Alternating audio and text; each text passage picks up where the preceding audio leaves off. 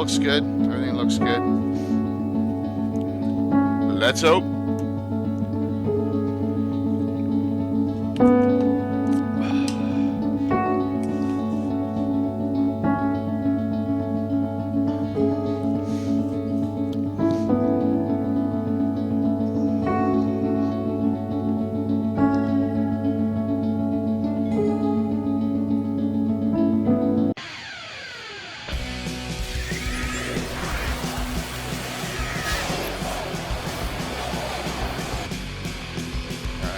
Good.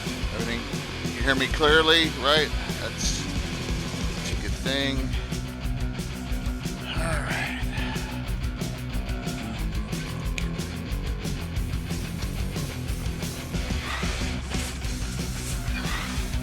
Thanks, Troy. Glad to hear it. Very, very glad to hear that.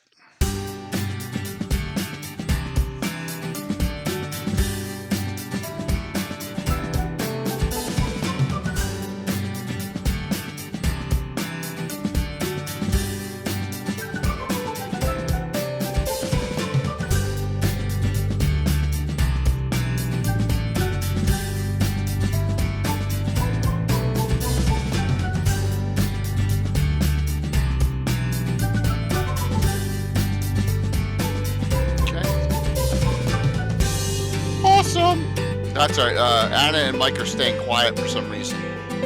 Yeah, we making sure we don't rock the boat too much. They don't want to talk.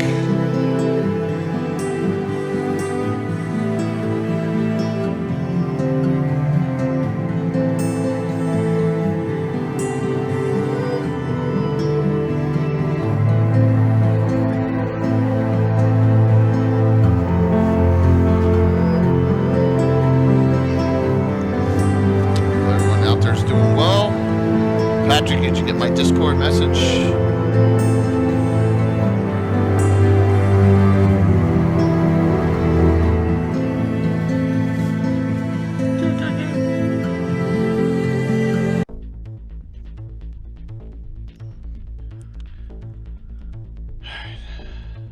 Hey, Sparky. Hey, Michael Von Molku. What's going on, everyone?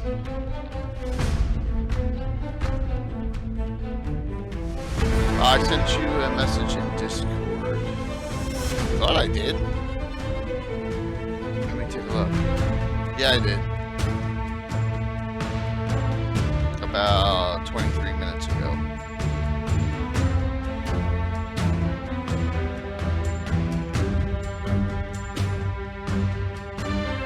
What's up, Nicole? What's up, Flu? Yeah, man.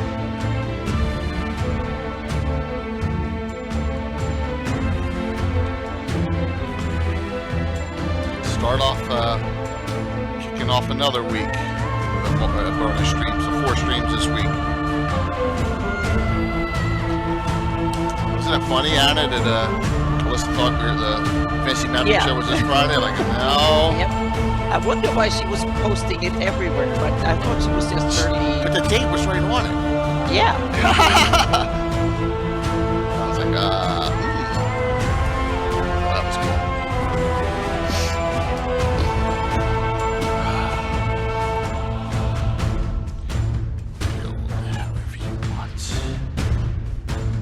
Yeah, we haven't printed that yet. That's one thing we haven't gotten to. And we have that coming up. We have this. Even better looking than that.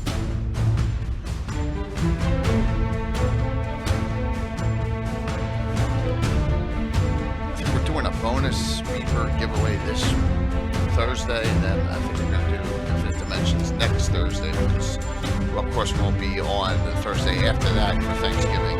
But I am planning something, Patrick, for the day after Thanksgiving, or the Friday after. So, wow, that one from 2020. Was that a Gavin though? Earth Scribe? It may have been. I think it was a Gavin on Gnomes. So we're gonna come into a little different direction on this one.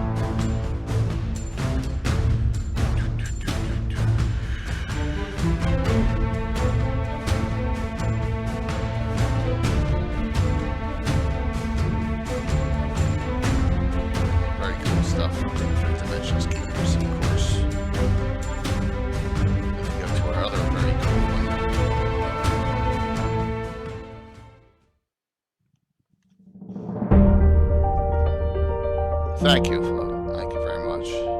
Got a nice setup for tomorrow night too. So, and this is our second 3D print company,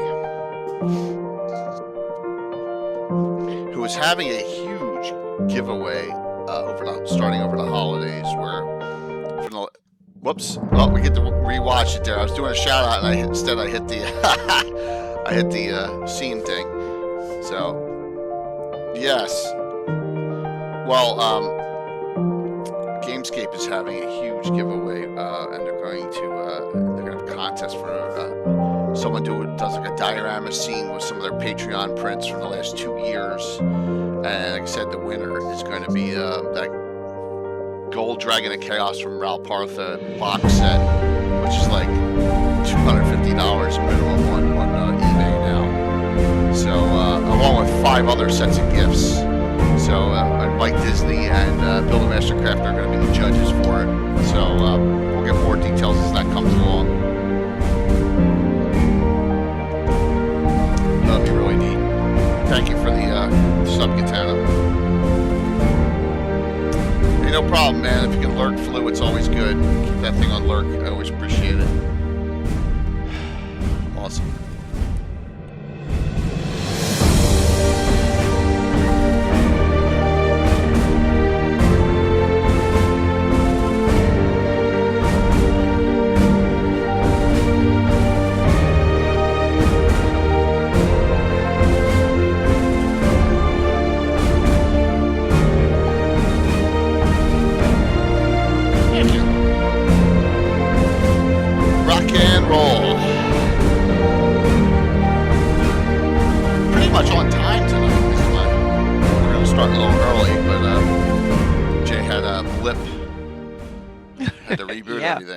It was good that you were early. Yes, yep. Sometimes it's good to be early.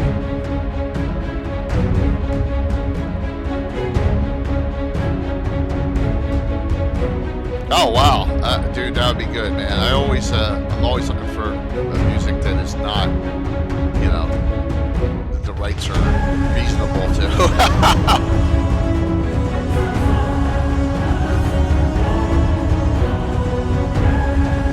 Thanks, Patrick. Oh, we already looked at you're pre-hype training us. Oh my gosh. What are you doing? It's crazy.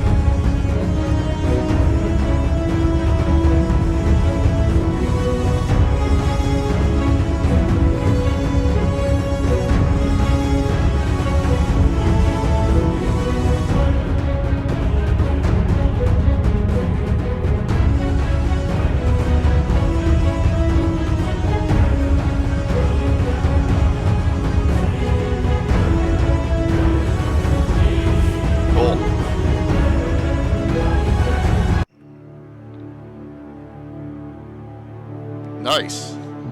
Hey man, we'll talk. Definitely. Let's chat about gnomes, halflings, half-orcs, and others in Greyhawk. We're like, let's do dwarves, and I looked back and said, oh, we didn't do dwarves that long ago, and let's do elves and dwarves we had done, and then yeah, because we said we were going to come back to gnomes and stuff later. Yes. So this is perfect. So, yeah. Yes, very, very cool.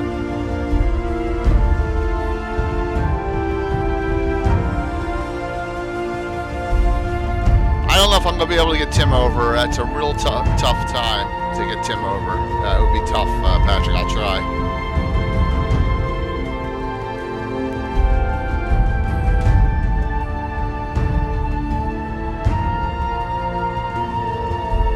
Aha! That's awesome.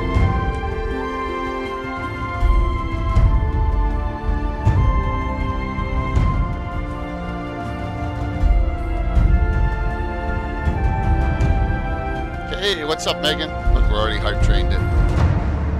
Wow. Yeah, it's 3 different things. It's not much, but yeah. Good to see you, Megan. All right, it's 7:57, so we're gonna come on. So we're getting rolling here.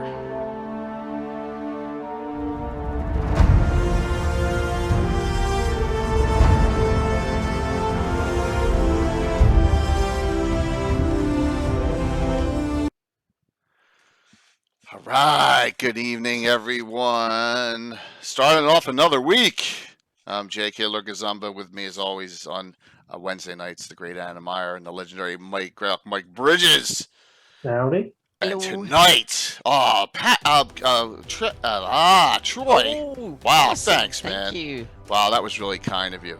Thank you so very much. Tonight, you're right, Anna. This is a topic that we're like, we'll get back to this one day, and then 40 Exactly, we episodes said later. that. Exactly, we said that like 40 episodes ago. Yeah. Yeah, 40 episodes. Need to keep a list. Much yeah. do better. Yep. Thank you. So, Old Times Tavern too. Thank you. Times. Wow, man, we're really cranking this up already. I'm assuming Blue Box will be raiding in shortly. That'll, we'll get a lot of people in. So very, very cool. Thank you for the kindness, everyone. I'll hit back at some of the others that knocked them up here. So, yeah, this is. I remember what Gary Julian said. Anna has a list and is checking it twice. More like more than that. See, I got a cheat sheet, so I'm good. And because Jason Zavoda, I think when I did a Gabbin a while back, helped me compile a gnomes list in the Flannis, a halflings list, and a half-orc half/half-ogre list. So I have these lists, and that was what crashed my computer before we came on because I had them in Word. I had 3 Word docs open, so I converted them over to PDF, and now we're good. But yeah, so this.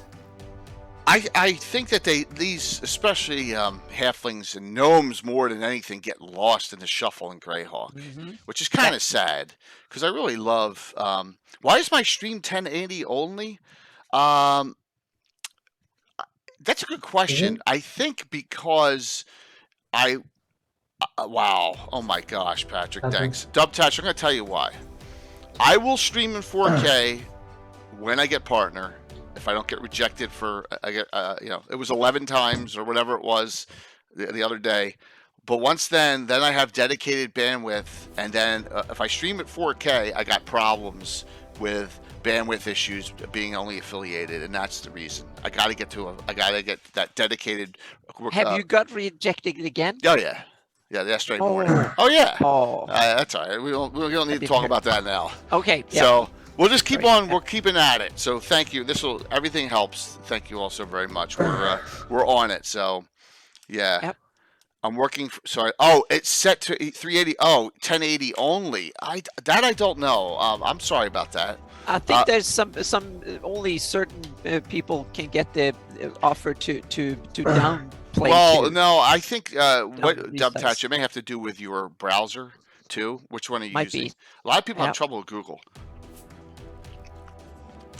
Could be a number of different things. Yeah, that's it. It's Google Chrome. Monkey Boogers Tino has the same issue all the time. Oh, wow. My gosh, we already got a level 4 hype train. This is insane. Thank you, Will, for resubbing. Yep. So a couple quick announcements. If you were planning on being at PAX Unplugged the weekend of December 10th, 11th, and 12th, let me know. Okay? Because I got a really cool private party Friday night that I'm going to have, and I already have a couple of the community coming. Then if you're going to be in town, you want to meet me and maybe a couple of the people from the stream, and I know Stella's going to be there and a couple other people, so let me know. But we're going to have some fun there, and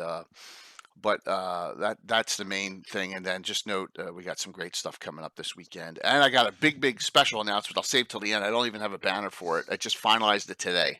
So I know Patrick will like that too. So gnomes, they get kind of lost in the shuffle of Greyhawk, but there's some cool gnome locations. There's not that many gnomes. I thought there's not that many gnomes, but then we go to this, and I want to flip to this real quick here as we keep everything moving along here. Let me hit up some of the ones that we got earlier. Put them in. All right, this is our listing of gnomes in the Flannis. It's not short. These are all in published sources. So and then we got some known populations here. So this was a really cool setup that we got from Jason. So I was very happy for that. So really cool. Did I miss the blue box raid in? Maybe they didn't. I don't know.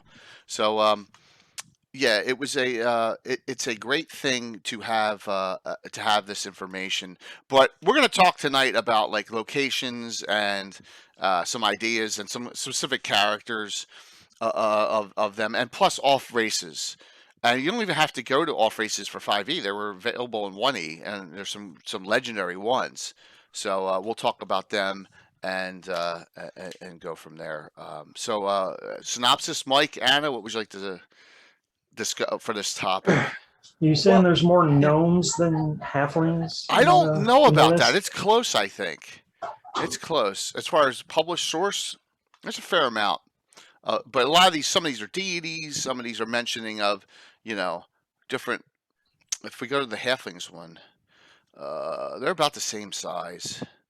Yeah, see, they're about the same size. I think there's more gnomes than halflings, actually.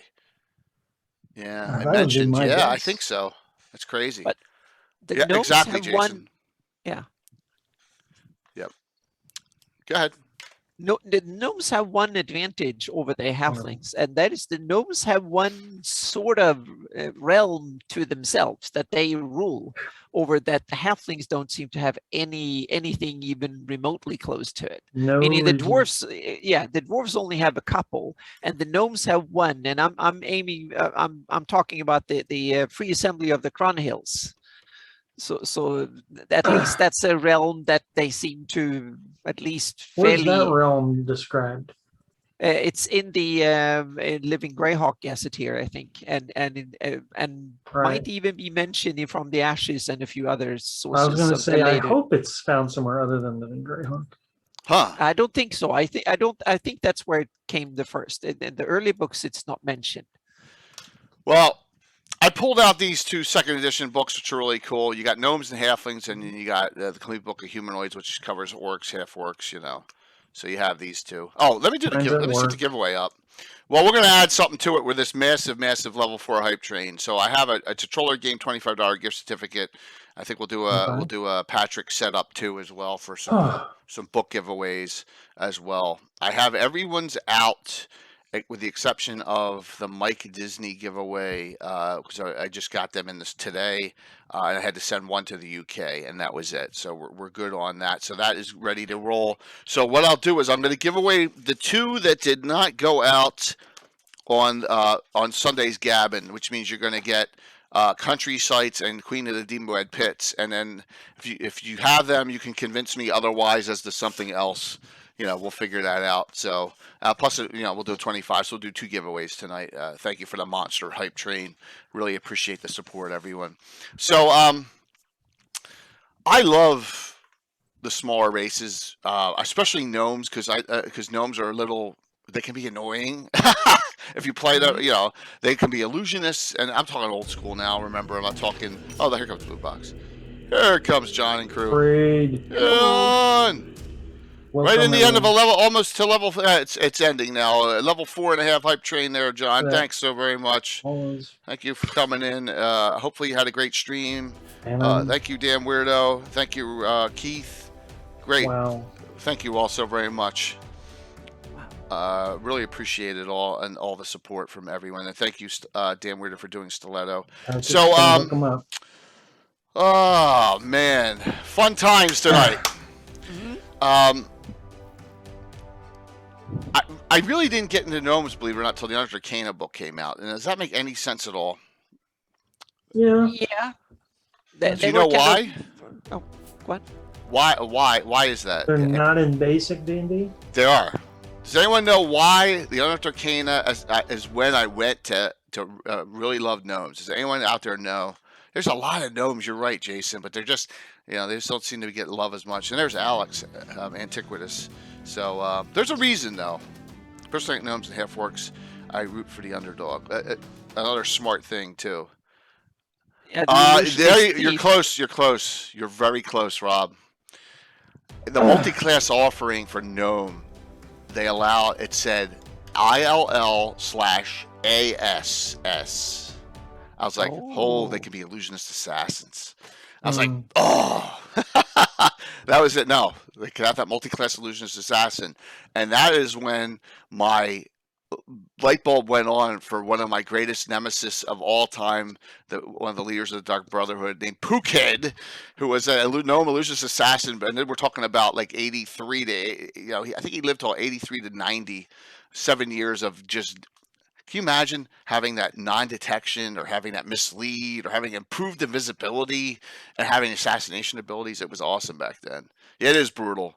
When did gnomes become a player race in D&D? First edition. They were not in basic. Gnomes were not in basic. Good question. But I think I have it here. Still remember that drawing. Yeah, I got my. And in basic D&D, then the different races were actually classes, not races. Yes, dwarf was a class. Elf was a class. Mage, halfling was a class. Fighter and like dwarfs and elves and stuff like that were classes. Absolutely. Rather than, Let me see if I can find. All right, so here's the chart. Here's the dreaded chart right there. See that chart? Yeah, you see that IA, illusionist assassin, and it points to gnome across. Yeah, there you go. That was like, whoa. Because, we were verbatim. Whatever Gary Gygax said was good. Was So, yeah. But it's interesting. Gnomes have more character than halflings in many ways, because they have there's more cool features to a gnome than, at least in the old editions, than it is in halflings are in many ways just small humans, but they had a few features, but they gained more, but they kind of got lost in the fray, meaning that they have no political representation, no realms, they're just a little minority percentage of basically every realm from like 0 to 10% or something. So that's it. There's no big settlements. They're mentioned here and there, like, oh, there are some halflings here and there are some halflings there, and that's it. That's true. But yeah. So I think the biggest area of halflings is County of Ulick. Am I correct on that? Yeah, I think that most of the good countries have the Sheldamar Valley in various places, and in a way, I think they seem to live in some of the same areas. So. And I think one of the best resource, if you want to go over the numbers of each country, is probably this. Yeah. Because at least you have, so if you want to go with the population numbers in here, because every realm has the percentage of various things. Yeah. Right. I'm famously not a fan of that. And note this, and I think if you came in on the Blue Box raid, note that there were other races in 1E.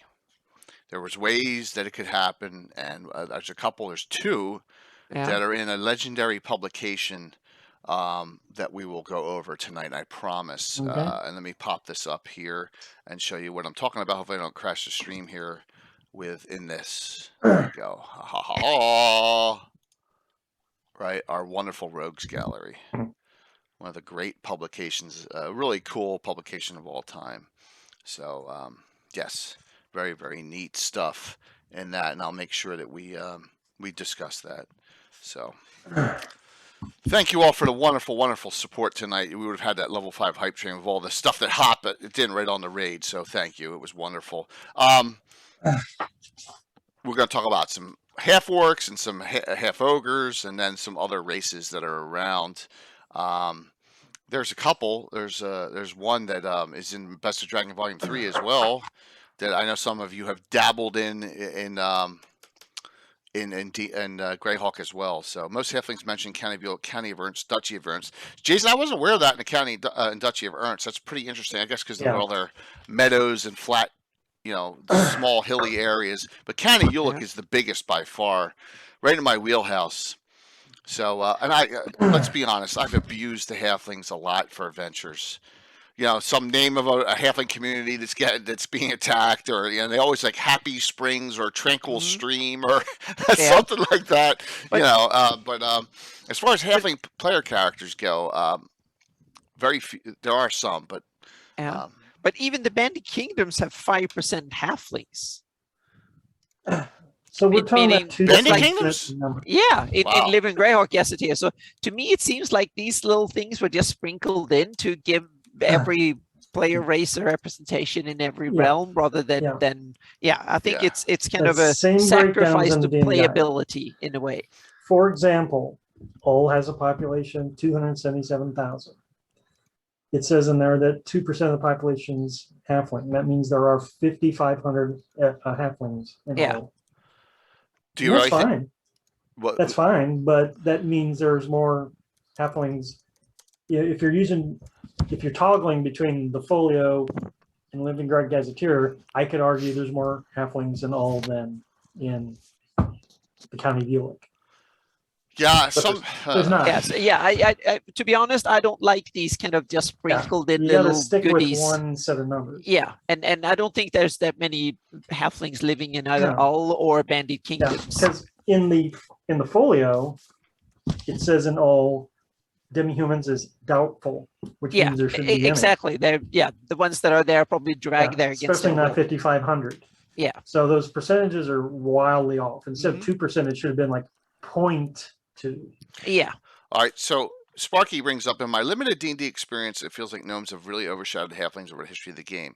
Could that be to get away from the Lord of the Rings thing for Greyhawk? I think so, especially in the early days, that was probably the case. Yeah. Sand fleas and all. I never heard that. That's funny, Jason. Is that true? Sand fleas. So, Yeah. who is the most well-known halfling in all of Greyhawk? Is this a quiz or? Well, are I'm you just for asking our you what you opinion? would think. Okay.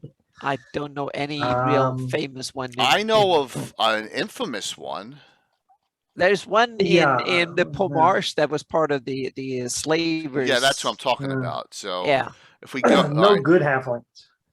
don't Halflings know any seem good to halflings. get infamous on when they are bad, which is really Yeah. not a good thing. Yeah. So if we go to the slavers pictures, there's a halfling right in smack dab in the middle, in the front, and that that is Kent, who's 10th level and not very good, not a nice guy at all, and a member of the slavers. So, and in here you also have a half ogre. You have a priest of Beltar named Abe, and that is the one with the two-handed sword here. So you have a Yeah. half ogre and a halfling in that. What's that, Mike? No, I'm just reading Oh, the chats Yeah. way ahead of us. large sticky fingers. Yeah. Digwell Biffs. See, and there's all sorts of names that are kind of cool, and they're always like kind of spoofs. So we have a halfling being That's played right. this Saturday night, and her name is Rosie Applebottom. There you go. So from one of our players, Biff is Melf's assistant, fighter thief. Oh, that For a halfling? I think I recognize that from somewhere. Biff. Yeah. All right, Biff. Okay. Well, Biff is not in the list here, but Jason Digwell Biffson. Okay, Digwell Biffson. I'm looking here. Oh, there he is. Yeah. Halfling NPC. Let me flip over here. Wow, look at all the references. What's AOE there? AOE. Oh, Artifact of Evil. Artifact of Yeah. Evil. It's novel. It's novel. Okay. Oh, this is all Jason Zavoda. Look at all those. And then NA. It's another book, right? Knight Errant? I don't know. What's the second one? Isn't that the acronyms? Aren't they at the end of that document? No, it says NA right here. So, Yeah. yeah. Knight Errant. That's it. So, okay. Digwell Biffson is in here. Wow. There you go. Jason, a huge amount. And he is he's Melf's assistant. Okay. Cool. Alignment. Anyone know? What's his alignment in the books? Is he a neutral guy for the most part? From LGG, there's 700,000 gnomes, 1.5 million halflings. Keelan has 8,000 gnomes. Nyron has 130. Wow. Mm-hmm. I'm telling you. Yep. Yeah. What do you think Nyron, about that, Rich? That's crazy. To me, that makes sense that Nyron is high because it's a stable realm that is fairly good aligned and Yeah. stuff. So it's probably a good place for like the Ernsts and the Luna and stuff for halflings and others to live, and gnomes too, since they are kind of not that warrior-esque and able to defend themselves physically that much. So here's one, Gormadok, halfling, and he goes up in level. But if we go to the best thing at the back is the back of the Rogues Gallery, right? So if we go back here, let me tighten this up a hair. And we go back to the grouping and personalities, and I think they're in. Here we go. Gormach, player Greg Fleming, and here you go. Freelance thief of nondescript appearance. So and he's right in here, and this goes back to what's this book 79, 80, Yeah. with his stats. So he doesn't seem to be. He's a true neutral. And which is very cool. Look at Lawrence Schick's character. Lawrence Schick played the chaotic evil elf, Lanolin. Wow. Okay. So very neat. But yeah, so we got one here going way back that was being a player character, and of course a straight thief. And we have a ton of straight thieves in our campaign, and they the halflings are get the highest, and we got two. We got one level 18, one level 17. That's the highest brought up from first level in my campaign. Are those characters? Very, very cool. So, Naren has over 200,000 elves. Does that count the? Wow. See, I never see when I never want to get into that thought process in the country's turtle, because then it just gets unfathomable. So, as far as the location, we got both Ernst, you say, for the most part for halflings, and we got the county of Ulick. Are there any locations like special locations? Now I know of one. High Vale. High Vale. High Folk. High Folk. The Valley of the High. The Valley of the High. Does have halflings, yeah, and gnomes too in the north. The north. So let me pop that up there. It's a good one. High Folk tends to have all three. Four high and gray elves, halflings, and gnomes. And there's even in the top of the Vespa, you got Greyhawk and Sylvan elves. You have almost in that area, you have a huge amount of demi-humans right in that area, which is cool. Let me see Greyhawk. Yeah. Greyhawk. Do you guys see? I see gnomes much more tied to like Fae and so on. Halflings, I see them as small humans, not so much magic attuned or connections to other dimensions, planes, and traditions that way. I see them basically as small humans that have yummy food, and they're like a human culture, but smaller humans. But gnome seems to me to differ much in a more deeper way, more like elves or something. No, honestly, I don't. Because first of all, the Fae is a recent creation, right? There was no Fae back in the old days, right? There was no Fae discussion at all in 1E, none. Well, in Dragon now and then, but I always assumed that the elves were special that way, and the gnomes that's where they get their magic and their abilities and so on. That's something I just assumed. I guess I took it from Tolkien. Yeah, probably. well, there are no gnomes in Tolkien, right? No, but what I meant is that the Fae, that there's a special kind of connection that elves and other similar creatures have. I kind of just assumed it. It's always been there, even before it was kind of quantified or made into game mechanics in later editions of the game. And I tend to disagree with you on this one, but that's okay. On Fae, no, but it's just that I adopted the later edition even before the later edition, so to speak. So I always had it there, so to speak, whether it was mechanically in the edition or not for me. Yeah. Okay. Well, I'll give you a reason why, and that is they made deities up that were one size fits all, and the one I'm thinking of is Ula. And Ula is worshipped by halflings, dwarves, and gnomes, all three, and humans. Yeah, but he's kind of a deity for a certain biome, so to speak, meaning hills and mountains and stuff. So it's more like an interest, so to speak, a bit like Ilana is the same way. True, but none of the gnomish deities I think of them as that at all. I think I guess it's just. They also a little bit of an afterthought because they came later too. There was none mentioned in the early days either. So to me it's kind of interesting to see that the game have evolved over editions to cater for these creatures in many ways. If you go to 3rd edition and 5th edition and stuff, and other Pathfinders and whatnot, these other races, but not halflings so much, but gnomes and elves have evolved into being, especially gnomes have gone crazy in in their connections in some other editions and games where Okay. that derives from D&D. And to me, it's kind of cool. You can kind of pick things from it, so to speak, and Okay. introduce certain elements in your campaign if you like. Yeah. Well, I'm trying to get Eric Mengi and Jose Ortiz on for a Fae episode Yeah. on Legends of the Lord Yeah. coming up. Mhm. So I put the invitation out. We'll see if they say. Yeah.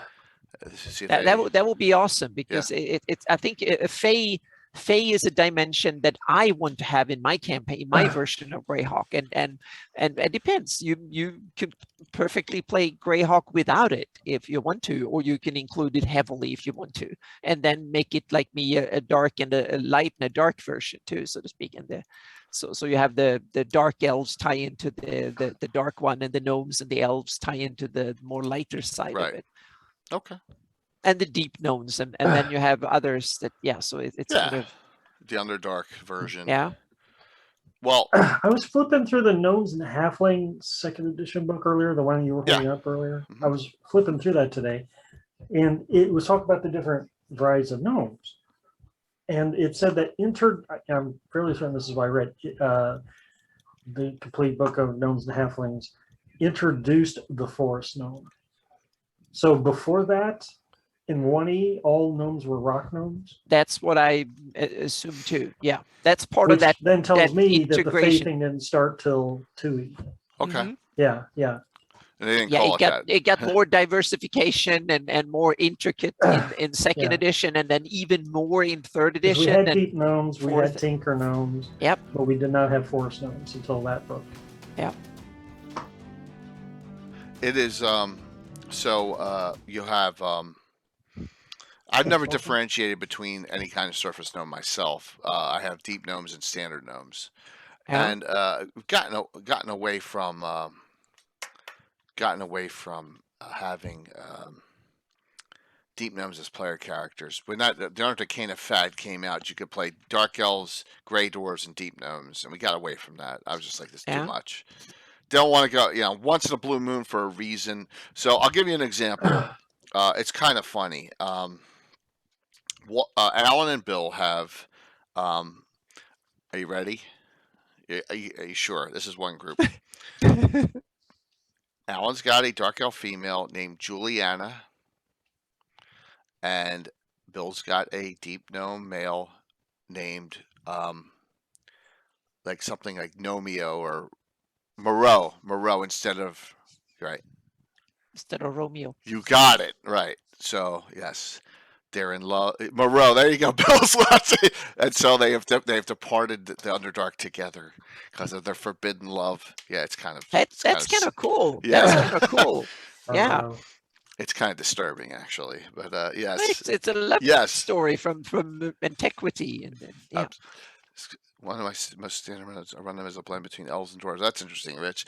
So yeah, I mean, the great thing is, man, tweak him however you want, which is cool. But I see these demi-human races as, I don't want to say forgotten, because some of the most memorable characters we've ever had in my campaign are gnomes and halflings. You remember what they did, But But I think it's kind of, I totally agree with you, Jay. But that was one interesting thing, and that's the Tinker Gnome. So Gnome's technical side and the tinkering and stuff, is that something that was originally in the Gnomes, or that's what my guess is. It came from Dragonlance and like late in first edition, and then it kind of got more generally established in some ways. Yeah.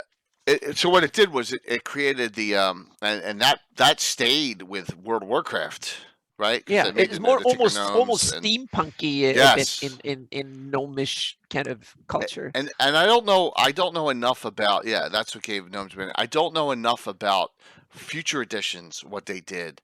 They tried to make it in that Dragonlance book. They tried to make it rules set on how you could do stuff and all, and it was really difficult for them, but they tried. And you got halflings that are Kender in there. I don't, sorry, Will. I know Will's on, But you know, just I'm going to keep my stuff limited to Greyhawk because you know gully doors give me nightmares. They do. Just yeah, Gnomish Well, engineering there's goggles. small Yeah. dumber and some, so it's kind of, yeah. But you can play them however you. I know that Pathfinder is huge on alchemy with gnomes and all sorts of other Yes, things with and gnomes. gnomes have, Yeah. have become very esoteric in Pathfinder. Yeah. They've gone little pinkish blue, kind of, they go overboard, so to speak. They made them very, they kind of almost very fey, very kind of off the board kind of, and in a Oh way my God, cool, yep. because they really got character, really deep character.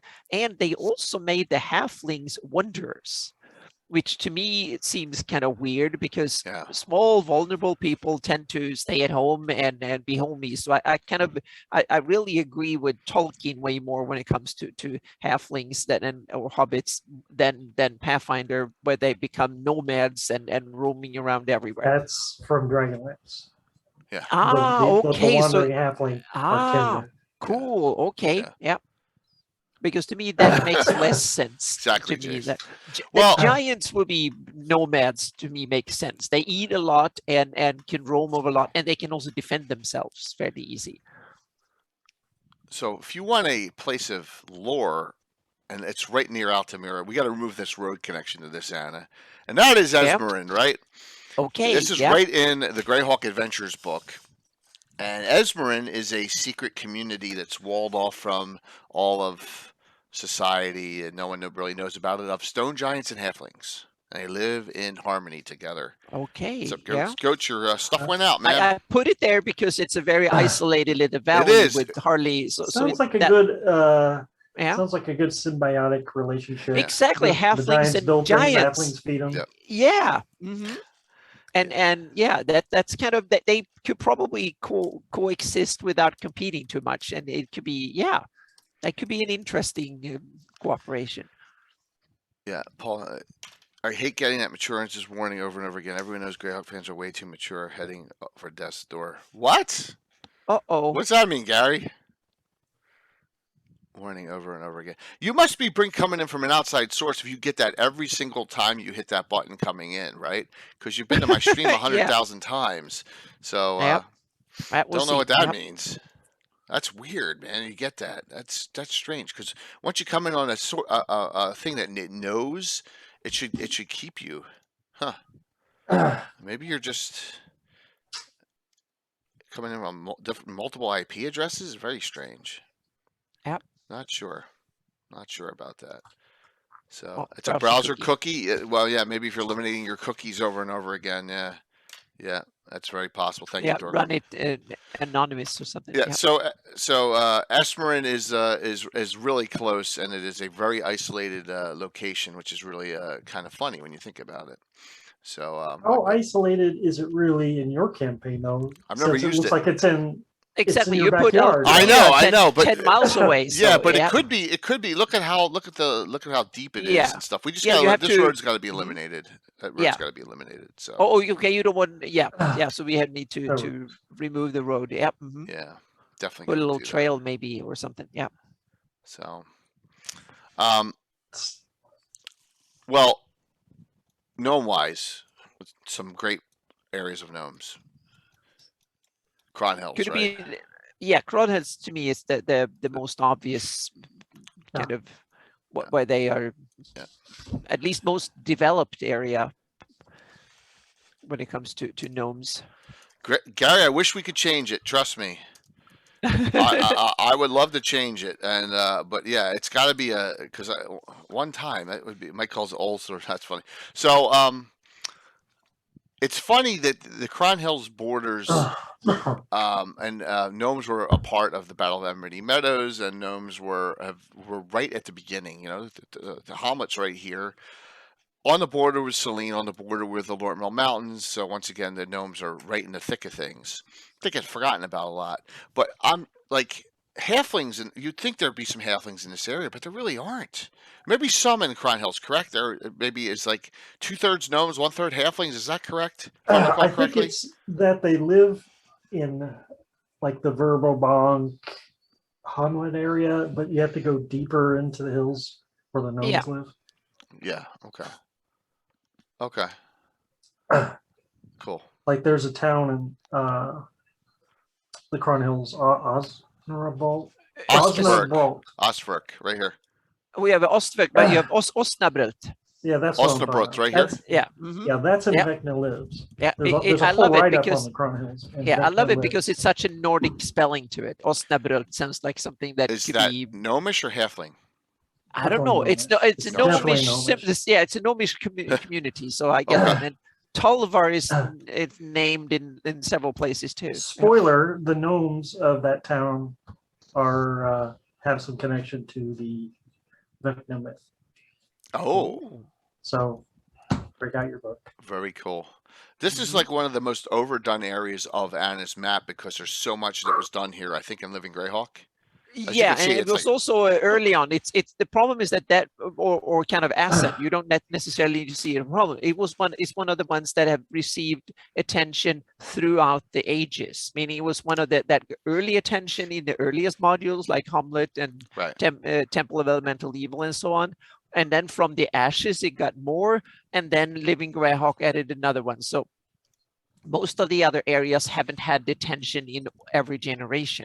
A lot of them have only had detention early on and maybe a little bit in Living Greyhawk, but this one has been continuously developed, and we even have things that contradict each other and stuff in these areas. So yeah. And that's going to happen. And once again, you can always peel out some of these areas here. I took away a lot of Living Greyhawk stuff that didn't add because it kind of contradicted earlier sources Gary. and stuff. So yeah. So this is a great area for the gnomes, and there's this really cool area up here. Grottle. Right. So Grottle is I'm going to cover my face. You don't need to see me. Here we go. So here's the Gross. This is from the Frisia Grok box set, showing the gnome warren of Grottle. So you got a really neat area right outside of Greyhawk City, and then you also have their legendary stone bridge. Okay. Now the great thing about this stone bridge, and this is where I love the engineering aspect of it, because it doesn't overdo it, but it's kind of like legendary. There is supposedly a pin, one pin that you pull on that bridge, which will topple the entire bridge somewhere. It's the gnome weak point. The bridge isn't, and only the gnomes know where it is. And I think and it's right in the book. It's kind of really neat. So Cathay, good question. Probably, the funny thing with that is, probably on one side of that's Gary, and the other side of it's Jason. I don't know if we want Gary and Jason butting heads there, but that's funny. Yeah. No. Are there dark gnomes? I mean, there's. See, gnomes tend to have more of an evil, sinister side in my game. And dark dwarves are, they're from Underdark. That's a good question. So halflings, no, I don't think halflings are Underdark. Yeah, Darrow are made by. They're human. They're made by the soul, aren't they? The Darrow. Yes. Yeah, dwarves that are soul Yeah. made. Absolutely. Spriggans are gnomes that are evil.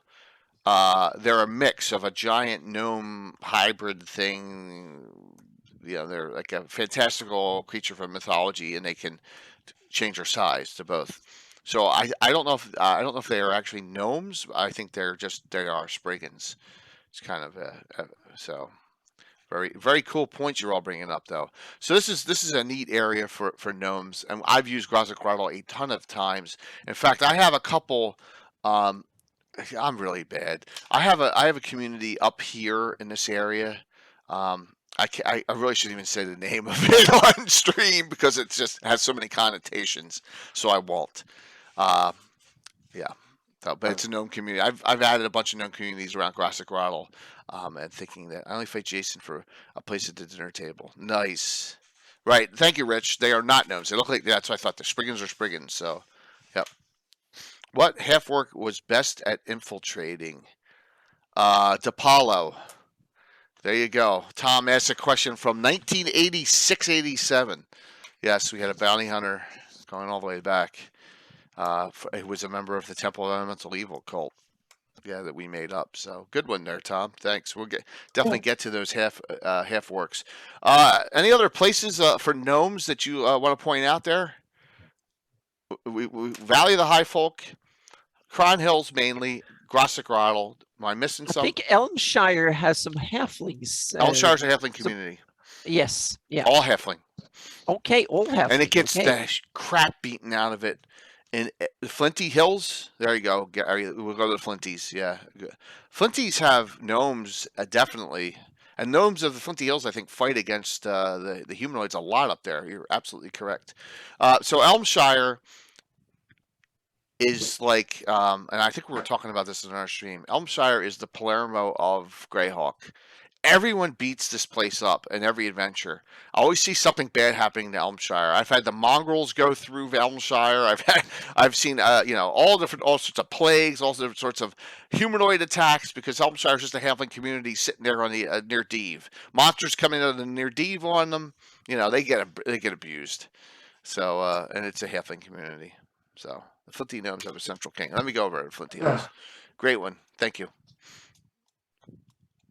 Flinty Hills. Am I up here? I think the word that's often used is beleaguered. Yes, aren't they right here? Where am I? Am I up here? Where are they? Racers. Oh, here it is. There it is. Whoops. Yeah, but there's it's talked about in the board book, so I don't think there's that many names. That's probably why I didn't. Yes, thank you there. You're absolutely correct. There are gnomes also in the Yattils. Gnomes the Yattils that are in Shokanth. Absolutely, we can go over there too. Yep. Yeah, it's a weirdo. We were Anna and I were going back and forth on that, and I guess some people say they are. Me personally, no, but Anna, yes. So we definitely can go that way. So the Flinty Hills, you have Knurl here, right? So is in most campaigns is Knurl occupied by humanoids or not? Most campaigns, I think it's not. All right, this is Knurl occupied. So. Yeah. Here's a Zalen's Tower, huh? It's in 576. It was occupied by Nyrond. Okay, it's occupied by Nyrond. There we go. Yeah, and then it became independent, and then it became overrun by, in some scenarios, I think it became overrun by the Bone March. Well, this is a cool. Bone March overrode that too. Yeah, in some, if I remember correctly, but I might be wrong on that one. But in 576, Nyrond ruled it. Okay. Just like they ruled, I think maybe they didn't rule in Spab in 576. All right. So in the it was Ulmor. Sorry. Yeah. In the original book, Bone March has already fallen 576. So as they say, they're beleaguered because of the Bone March. Is that right? Okay. But I think Bone March is the problem.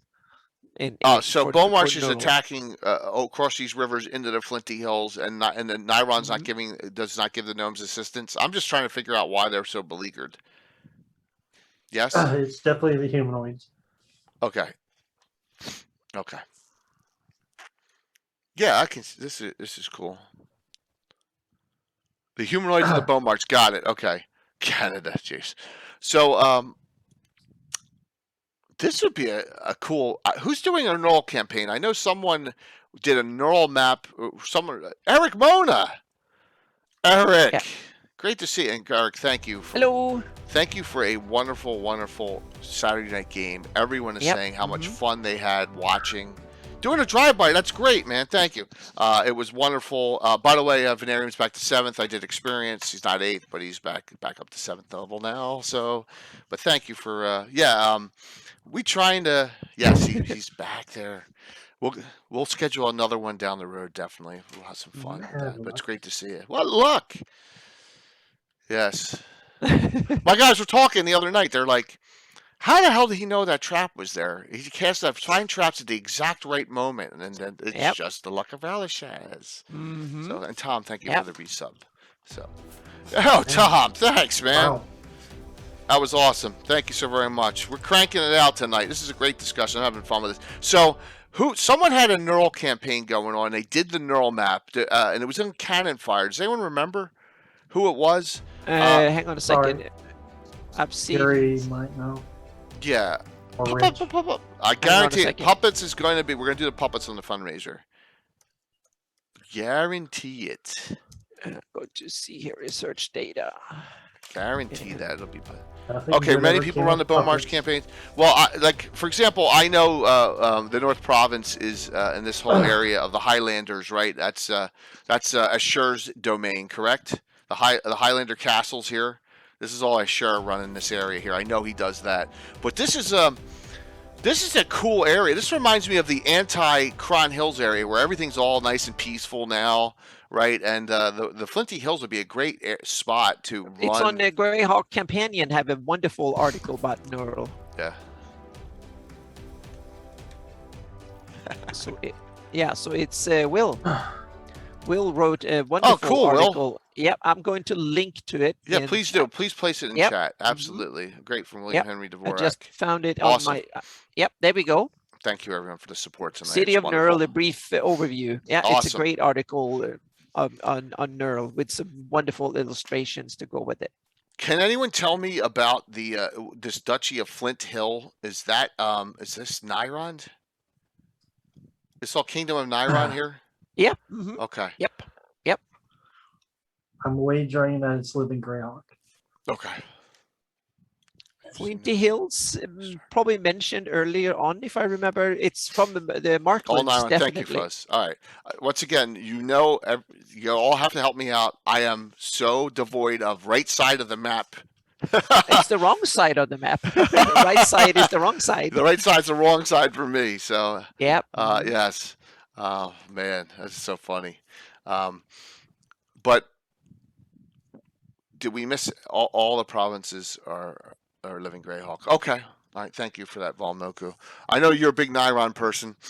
I think some of them are earlier than Living Greyhawk. They are from the Marklands, and even the Undying detailed several of these, and then Living Greyhawk detailed them even further, so to speak. But I don't think that most of it is not the Living Greyhawk invention, but it's the Living Greyhawk that developed them. So a couple things on the Central Run Gnomes. Think about this. I'm talking old school now. I'm not talking 5th edition. I'm not talking any other editions. I'm talking Pathfinder. We have multiple classes. Sorry, Eric, but the only multi-class illusionists back in the old days were gnomes, right? Fighter illusionist, cleric illusionist, illusionist, all whatever. That gave them a distinct advantage. Role playing and DMing illusions is very tough. I think everyone has the most problem with that of anything. That's my number one issue: is how far do you take an illusion spell, which made gnomes very, very deadly, especially as but illusion spells also were very undefined in 1st edition. A 3rd edition is the first one that tried to make illusions a little bit more manageable, because they said that this illusion supports visual only, this one support visual and audio, etc., etc. So they kind of they quantified it way more in mechanics in 3rd edition, and then later editions probably kept it. I think I haven't looked into illusions that much in 5th edition, but in 3rd edition and Pathfinder they kind of they tried to elevate and mechanically control illusions to a large degree, much larger degree than earlier editions, which I think is good. Okay. And it's spot on. Educating illusions has gotten easier over the years, but was damn sure it is. And so there's certain things I stay away from, and my players know it. But I do love an illusionist, just because of some of the spells are really unbelievably cool. And then I created the Shadow Mage off of that, but that's more of that's not in a gnome class. And you'll see a Shadow Mage Saturday night. We have a brand new character to my campaign running a Shadow Mage Bounty Hunter. It's going to be awesome. Yes. One of the new players. So, but as Gary said, the gnomes don't mess around with the defenses here, and illusions are very powerful in defense. I mean, who hasn't used a phantasmal killer once in their life? Exactly. Oh my I gosh. think that makes the illusion gnomes both interesting and also plausible, because as a society they could live even in regions that have a bit of hostile conditions and stuff because they have these powers. Yeah. And they kind of and you can imagine on a more larger scale what a lot of gnomes can do if every third or 10th one actually has powerful illusions and similar type of magic. It's kind of cool. And then you can add in other fake creatures like brownies and leprechauns and stuff that they might be in touch with that can help them out too. And they can be a powerful force to be reckoned with. So Mr. Joe asked a serious question that I got my stones busted 1,000 times from Yeah. the Living Greyhawk people. I want Yeah. to play a halfling wizard. No. Yep. Why not? Because they're not magical. They're not spellcasters. That can be clerics and druids in my game, but they can't be spellcasters.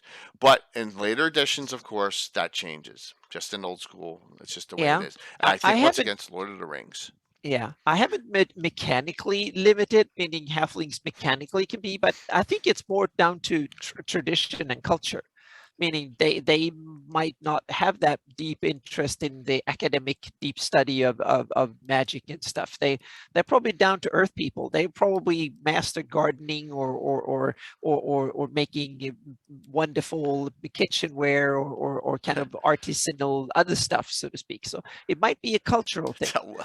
And just like not leaving home if you play them more Tolkien-esque, that I have a tendency of doing. So yeah. Oh, that was funny, Patrick. Tell Willow that. Oh Uh-oh. my gosh, they're not halflings okay. or Nelwyn or whatever. They're not halflings and Willow. Yeah, but there you have it. Fantasy is full of versions and variants of everything. So yeah. Oh my gosh, Willow was Yep. not a halfling. No, they were not halflings. They did not call them halflings or hobbits. They're not. Oh, I You think guys Eric already Mona covered brings up no, a we really haven't. cool. No, that's great. Let's do it. Yeah, Nanas, Hobnas, and half. Exactly. That's the wonderful the Garys and the Greyhawk names of these races like Hobnies, Noonies, and stuff. That they're fantastic. I'm gonna link in the Malden Hobloggers of Irongate too, because right, kind of has that same name. The Hobloggers, he goes that direction too. Yeah, see, good old Dennis Tetro. Coming up with a good thing. Eric, were you ever involved in that too? Yeah, the Iron Gate project, which is really cool. I was waiting to use this, and that was a perfect timing. So yeah, those names are, I think, in case they were Hobgoblin loggers. Yeah, I think they were halflings, weren't they? Yeah, they were halflings. I don't know. So and this is new to me. So, but it's cool. Yeah. Yeah. So very cool thing from Dennis. Can there be half hobgoblins? Yes, there can be. Yeah, I'm almost positive they're halflings. Yeah, I'm almost 100% sure. And once in a blue moon, like you, Eric, Dennis stops in. He stopped in on Sunday night, and I'm trying to get Dennis for a Gavin for Malden's Free City Greyhawk discussion. I'm trying to get that done from all the stuff he did for the Living Greyhawk Gazetteers. I'm working on that as an upcoming episode. 5e, I have Halfling Monk followers Zanya and Zuokin. Tim, don't take this in a facetious way, but that's good for you. Great to hear.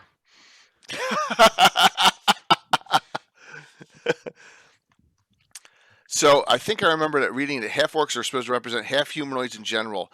Well, technically yes, but a half-orc it depends on what era. A half-orc is a demi-human in my game, right? So why don't we hop around a little bit? Hobloggers are only slightly better than Bayou halflings. That Mike, that's wrong. Yes. That's a super insight. You know from my mongrels of the putrid tongue that orcs can breed with frickin' anything, right? So I have orc hobgoblins, orc goblins. I even had an orc halfling named Junior. So I've had it all. Just only one orc elf because there's that. The secret to that has been lost to time because they're not supposed to breed together. That's cool. So are they half goblins and half humans? Half goblin, half human, half hobgoblin, half human. Gary, I don't know. I mean, my half hobgoblins are orc on the other side. So love is love. Yeah. Yeah, we should be inclusive in times like this. Wizards. There's no halfling wizards in 1e and 2e, and I'm sticking with it. Sorry. If I go back now, I'll never hear from Casey. The end of it. I won't. Yeah, you can't change now. Yeah, I can't. No, I've never. Just never gone. It's not part of the old school game, and that's okay. It's just mine. Everyone else is free to do I whatever don't they think want. I've had any halfling wizards in my games either. See, if I do that, this guy will get pissed off, and I don't want to piss this guy off. Yeah. Right? I don't want to piss off the legendary Garn. Yeah. So, you know, the great half orc there. Or that's funny, Rich. Orc is a child of orc. So, location wise on halflings, any other places we need to go? I mean, on gnomes, we kind of filled that out. Halflings is quick. Valley the of Mage. the Mage. Yeah, that is an interesting Good and one. sad part, kind of, in a way. Yes, it is. Look at how detailed this is, because that stupid adventure. Yeah, it has a lot of stuff, and in my campaign, I want to get rid of most of it and do something else with it. And The word keep fecund, some- Curtis. I was like, what does hell? Yeah. I'm like, what? I'm like 12 years old. Fecund. I never heard this word before. Probably haven't said it right. Is that fecundity or Where is the famous gnome cache? Eric Moon asked. Does that have a canonical location? gnome cache? Is that Gary, geocaching can you help in us? in I don't Greyhawk know. version? You got me on that one, man. Yeah. That is cool. Lawn and garden gnomes. So the lawn and garden gnomes, there was an article in Dragon done on them. Patrick, don't laugh. They had their own race, and correct me if I'm wrong. Any of you remember? They're called the Uldra. They were the lawn gnomes. I'm almost positive they were in a Dragon magazine. I could be remembering this wrong, but I'm almost positive. You sure Someone those made up a weren't race just called the Uldra. Arctic gnomes were Uldra. Serial that ran in the first few. I don't remember. I don't remember that Eric at all. So yes, the Yeah, Uldra Gnome was Cache is a short story, okay. Okay. Yeah. and I don't think it was a great. Haul. Oh, in one of the early dragons. Hmm. Yeah, there are a ton of Greyhawk I don't orcs. There's no know. single place for gnome cache. Yeah. There you go. Gary says that. Okay. That would be a cool adventure to follow up on, though. Right? That'd be a good one to do. Yeah. So why are there gnomes in with valley elves in here? I guess because of the Fey connection. It's like saying why are there halflings teamed up with stone giants? Yeah, and thank Gnome you, Von teamed Mokum. up Yep, with Caraptus. So it's one of these things. They just seem to throw them It's in a good idea, sometimes to change the spice of things, I guess. Their Yeah. talents are recognized by the crazed evil wizard, and he doesn't Yeah. kill them; he employs them. And also, it seems to be somewhat of a fantasy trope to take what something is normally known for to put it on its head. So most dwarves are and elves are good. So Gary took an elf and a dwarf and made them pure evil in Saga of Old City and the Gord books. And there seems to be a trope that the odd thing out, so to speak, kind of makes the story kind of go away from the traditional. And that's kind of fun. Well, I'll give you the biggest example of that all. Thank you very much. I believe that's Skagith. The second channels. Thank you, Skagith. I'll give you the #1 example of all time on that, and hopefully I don't light up in flames. Drizzt, good dark elf. Yeah, exactly. There you go. That's the same way. You take something that is normally evil, make it good, and then you take something that is normally described as good to make it evil. Yeah. Skagith, I got to add in your second shout out there, man. I got to give you a second shout out on there. So my apologies for not adding that into Dice Corner. So guys, do me a favor and go to Dice Corner and give Skagith a follow there. He's doing an old school setup on streams, and he needs to get to affiliate. I think he's only got like 20 followers. Please go and follow him, please. That'd be awesome. Brownie's a type of halfling. I think brownies are a type of sprite, right? Yeah, there's Sprites, some sort of pixies are all in even that more same area. fake creatures. Yeah, but on the other hand, brownie seems to be what they look like garden gnomes in the first early editions of the monster manuals. So they seem to be the garden porcelain garden gnome. That seems to be the brownie, so to speak. And, See, Eric's giving away a secret now. oh yes. So Lord Omni's Yep. everywhere. He's kind of like a Clavdra for a dwarf. Yeah, it's It's a little too much. He's in G3. the most then infamous dwarf ever in Greyhawk. Yep. Yeah, exactly. And Eric. red caps.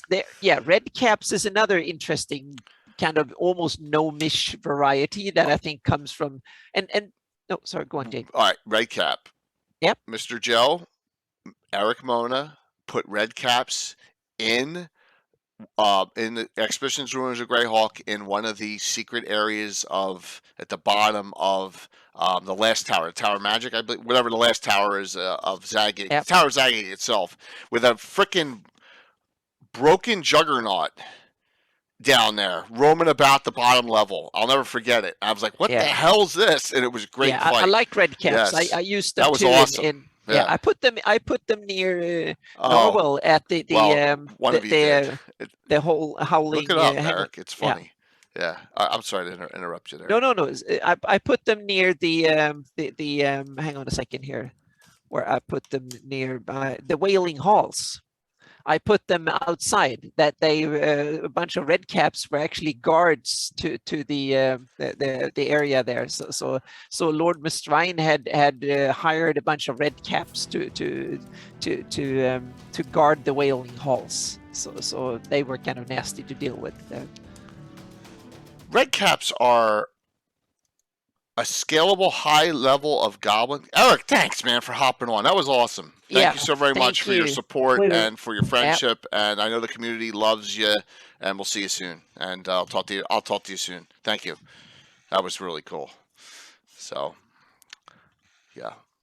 Awesome. But it's kind of meaning how much of garden gnome inspiration is it to the gnomes? Is that from the because gnomes are in the Nordic tradition, gnomes are a bit like we actually use the same word they use for Santa Claus, tomte, and it seems to be so those are the kind of have a little red cap on them, and they kind of stroll around your barn, and they protect and keep an eye on things, and in the winter people put porridge out to feed them, and that was the old tradition, so to speak. Nice.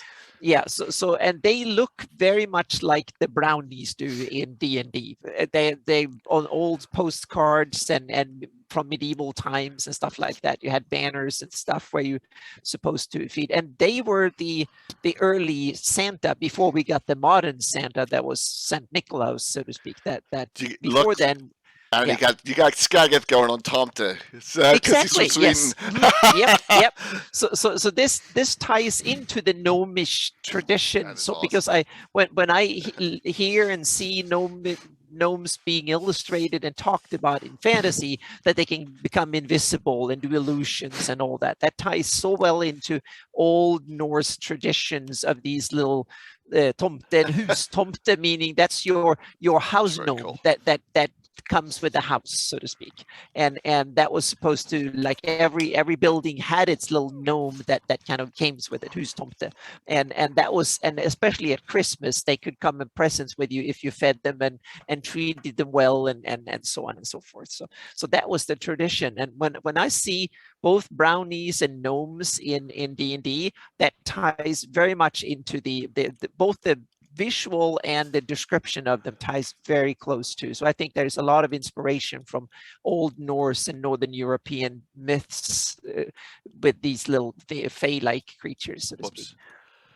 So one thing that Enoch Pratt brings up, and it's a good question because I know the blue goblins, I don't know where they come from, but I'll say this.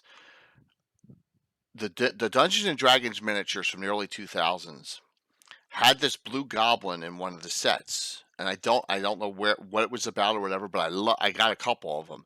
I used them as like witch doctor / shaman types for goblin tribes back in the day. And when I did my reboot of Elemental Evil and Hamlet, they were part of the leaders of the raiders back there. Are they ice goblins, Gary? Is that what they are? Blue? Oh, I don't know what they are, but it was really cool. And maybe I'll show some of those minis at some point. But they are blue, yeah. So they're not Norkers, Uncle Fuzz. They're not. It says blue right on the miniature, and it's from a D&D miniature series back in the early 2000s. So that's a good point, Enoch. I'm not sure, but I love the miniatures. I was like, oh, these would be great for like a witch doctor. Yeah. Now that I have to admit, I've seen Harry Potter read the book when I first moved. Huh. They're Psionicis. Yeah, that just killed it for me. They're Smurfs. There you have them, the blue goblins. Are they really have psionics? Blue gnomes are Smurfs. I'll keep them the way I have them. I have them as witch doctors or shamans. I like it much more than psionicists. Oh my god. Oh, are they okay? Well, that explains it. That's about the right time frame too. Jeez, unbelievable. No thanks. Yeah, no thanks, sir. I'll keep my Sonics to Mind Flayers and Intellect Devourers and Aboleths and that kind of stuff. That kind of mess. All right, so I brought up Harby because I always found this interesting. Half-orcs are welcomed in Harby. I don't know why. It never really is explained. Papa Blue. But and there's a lot of them.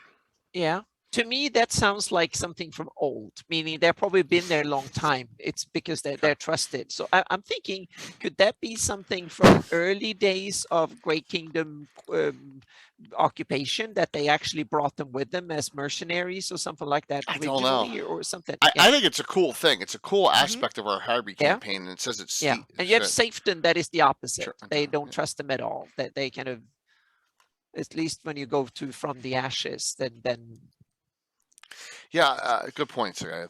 Anna, I don't know why, but I'll just say I like it. I like my Harby that way. I like that it has a little. I like variation. That Yeah. some places don't Yeah. like things and other places do like things. I like variation that way. It's Yeah. Monster Man was saying that Brownie's a distant relative of Halfling, perhaps half Halfling. Interesting. Yeah, definitely quarterling. Yeah. So not but besides all the stereotropes about half-orcs, you know, and you got a lot of them in the Pomars. We all know that. That's why I kind of liked Harby here. I'm assuming there's a fair amount in a lot of other places that we're not even going to discuss. You know, Pomars. Well, I don't know about what about Horn Society? No, because it's more a hobgoblin, correct, Anna? Horn Society probably has all of them, but especially hobgoblins. But I think they have orcs and the whole litany of humanoids. Grimmie, that's a great question. Where is the largest orc settlement to Harby? It's either Blackthorn or it's that place in the Aberrals. I know there's an orc Yeah. place there. Yeah. Well, yeah, there's I can't think of the name of hang it. on a second. We have the, oh, you mean, well, that's a far away, but we have Hagrik, and we have, yeah, the one over it, but they don't really belong to Hardy. You mean do they? Kukeland and up here Hargrick, Yeah, right? yeah, but Yeah. I saw them as just being layers of humanoids, not connected to Hardy. Yeah. So I don't. So that's the thing, Gribbly, is I don't get what I think is that this is my surmising that half-orcs have always been decent sailors, hardier than humans. This is just me thinking out loud. That's a good point. And and that they found a place that they were welcomed because of that. That like I said, once again, me thinking my theory on it, and then just a community built up. Because then you have in the opposite, you have Narwhal, where they killed all of them, right? They slaughtered all of them. Now it depends on what edition later on, but yeah. A lot of areas that might be a later. That might be a later thing. Think about the hateful wars and the humanoids from the Lort Mills and stuff. They might be see them as fifth columnists and traders and stuff when they got a threat of humanoids from the outside. That kind of that could change their whole outlook. Are they always half human for a PC, Patrick? Half-orcs, yeah, in my game, yes. Just like half-elves are always half-human as well in my game. Yes, good question. Okay. Yeah, I don't want... you can't have an elf dwarf. You can't have an elf... Now, there's a rarity. You can mix tall fellow, halflings, and elves. My players haven't really gone there, but it says it right, I believe, in the monster manual that that's a proper mix. Tall fellow, halflings, and elves can mix. So, but I have a lot of half elves being not one parent elf, one parent human, but their parents half elves too. Oh yeah, absolutely. So it's kind of an ongoing. Yeah, it's meaning that they bred back in the day and then. Elrond's not an elf and a human. Elrond was a product of two half elves. Elrond and Elros. Yeah. So that's how I see that in some areas like Ostwerk and up in the High Folk area, you probably have lots of half more or less elves, so to speak. Half gnome Kender. Oh no, No, no, no hit, no Gully Dwarf Kender. Can you imagine? All right, so this is. I like my Harby because of that. Just noting a half orc place, but then we learned this a lot in the Zeef. We'll go there, Rich. That Zeef has a huge number of half orcs, and we learned this from the Living Greyhawk Yeah. Zeef players. Hmm. From Endicarus, John Dawes, that the Zeef is, in fact, it was one of their archetypes, right? Was Yeah. was But all the legions of I half can, orcs. I can see that also because they might have them from the west. There might be big Yeah. humanoid kingdoms, realms, and stuff further west, so they have them from there too. So they might have connections that way. That way might be more common than in other parts of the Flannies. Rich is starting trouble in chat, man. Uh-oh. Yeah, it's okay. You guys covered the Flinty. We did, You have an Gribbly. You admin? just missed it. You just missed the Flinty Hills. We were talking about the Flinty Hills with the gnomes. Yeah, with yeah, earlier on. Yeah, tall fillies. That's funny. There's a lot of stereotyping of names back in the old day, Gary, that you can't do now. So who knows what it would be.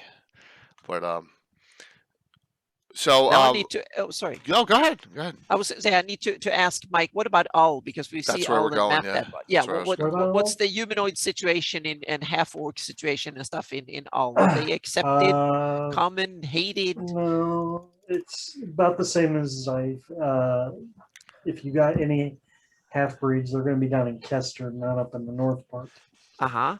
Much like in Zeef, the orc Urzaries are, I think, in the southern part of the country. Yeah. So do people in Ull simply accept them if they're good swordsmen and fighters because they simply respect them due to their abilities? They still have their own tribe, their own little. I created one like humanoid khanate. Yeah, but they also seem to be. All-light seems to be what's the term? When you recognize accomplishment and ability rather than what they look like or speak like.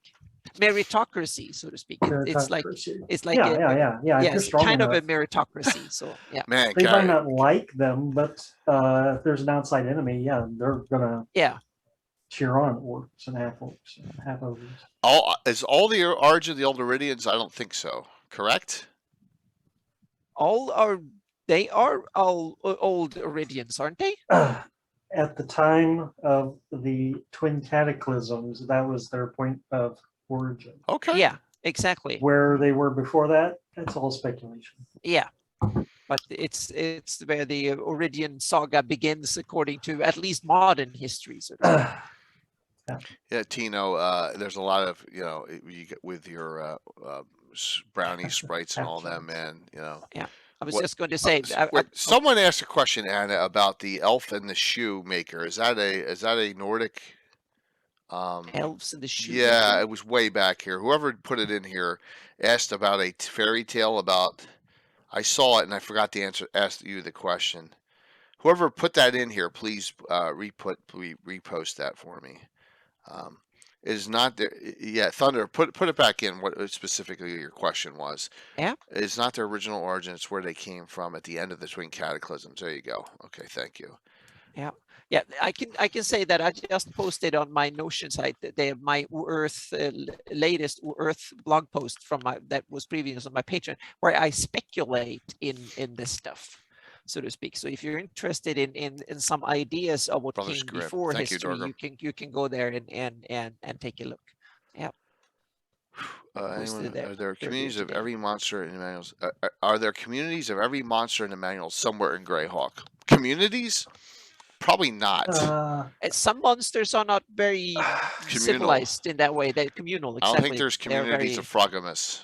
Or beholders. There are. Well, not in Greyhawk. Or beholders. Yeah, that's a good. The Beholder, the Eye Tyrant books. That's a tough one, because I've never. If there is, I haven't developed it. But certain creatures are just roaming monsters like bullets, right? Yeah. But you know.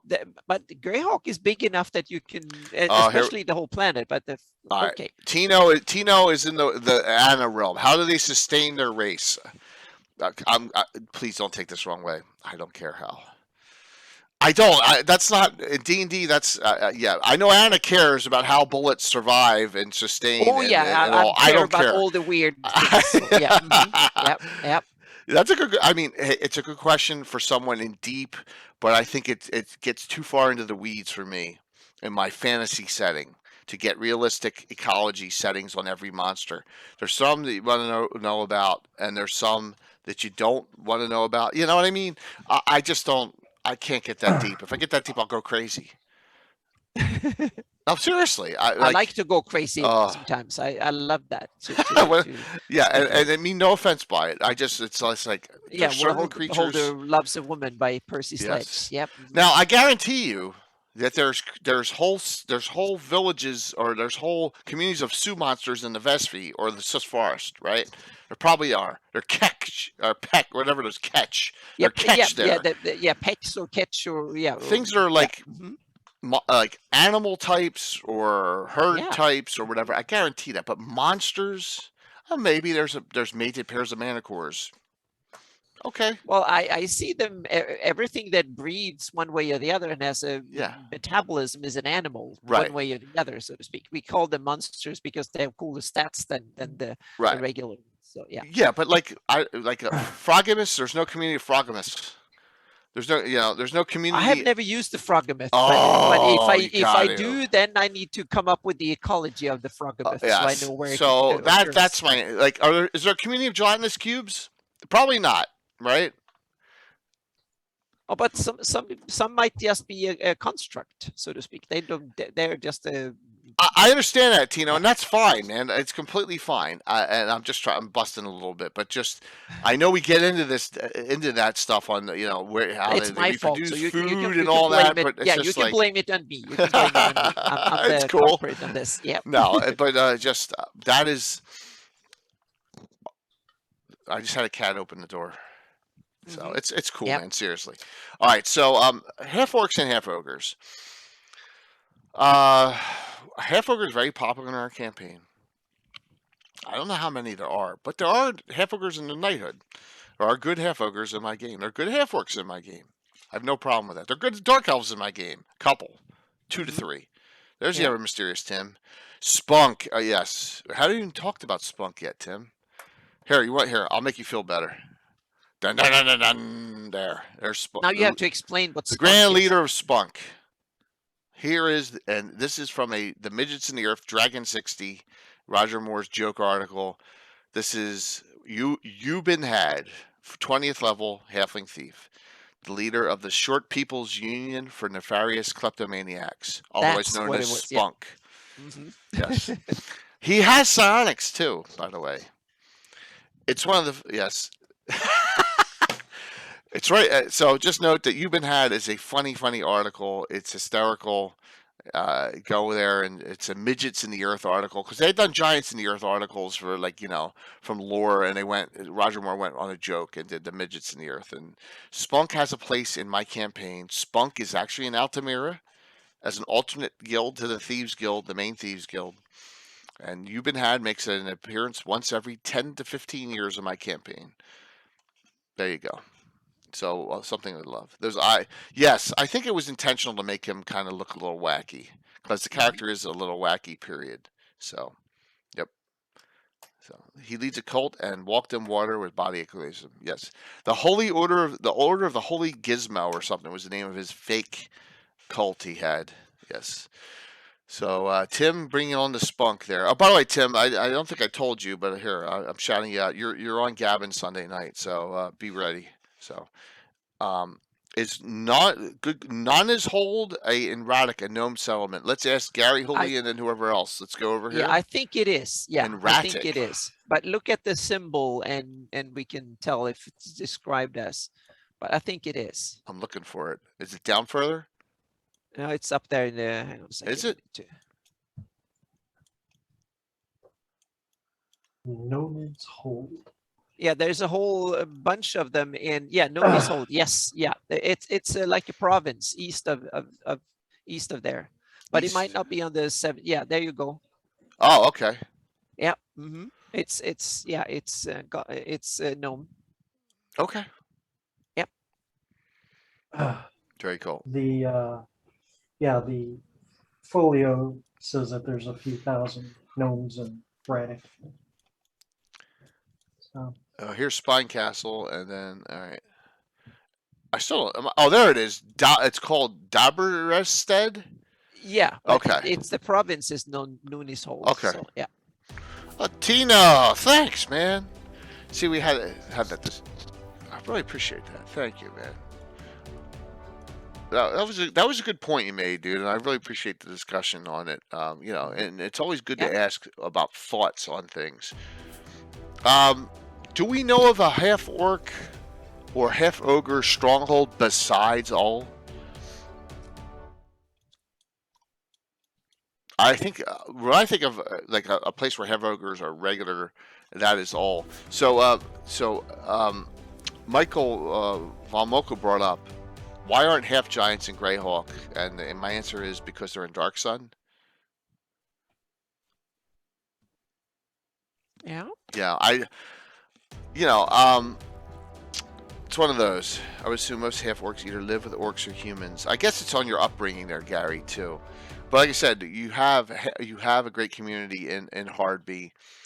Any communities along the Wild Coast, they're either part of, depending on your time frame, they're part of the Pomarsh forces. There's a lot in Highport too.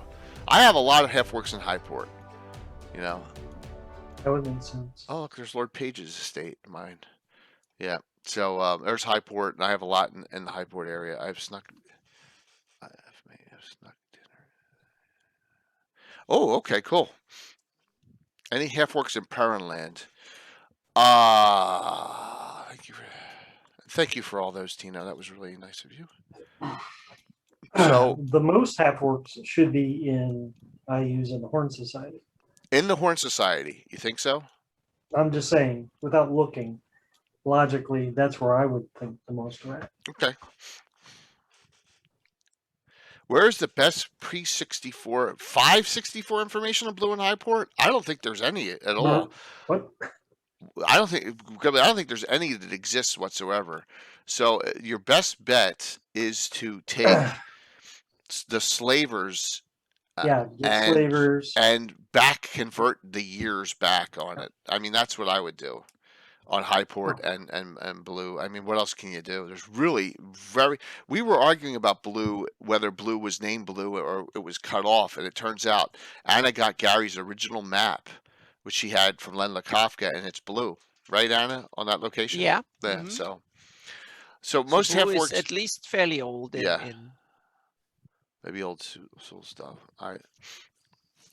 IU's does so. According to Gary, IU's forbids orcs to breed with humans. He's messing with Is me. he? Oh yeah. What's up, Chantel? Good to see you. All right, so we did miss in the Yatils here, around Eagle's Horn, which is close to High Folk. When you got to remember, there's an entire community of gnomes in that adventure, right? That you can run across, and they're not very friendly unless you do certain things, and that is this area here. But like I said, they're in the Valley of the High Folk too, gnomes, so it makes total sense. Yeah, true, Jason. I mean, LGG is a huge jump up from previous history locations. Yeah, so I guess all right, let's do some specific characters. Why don't we do that? Look, before I forget, let's get to these. Here are two characters that are not human, not half-orc at all. All right.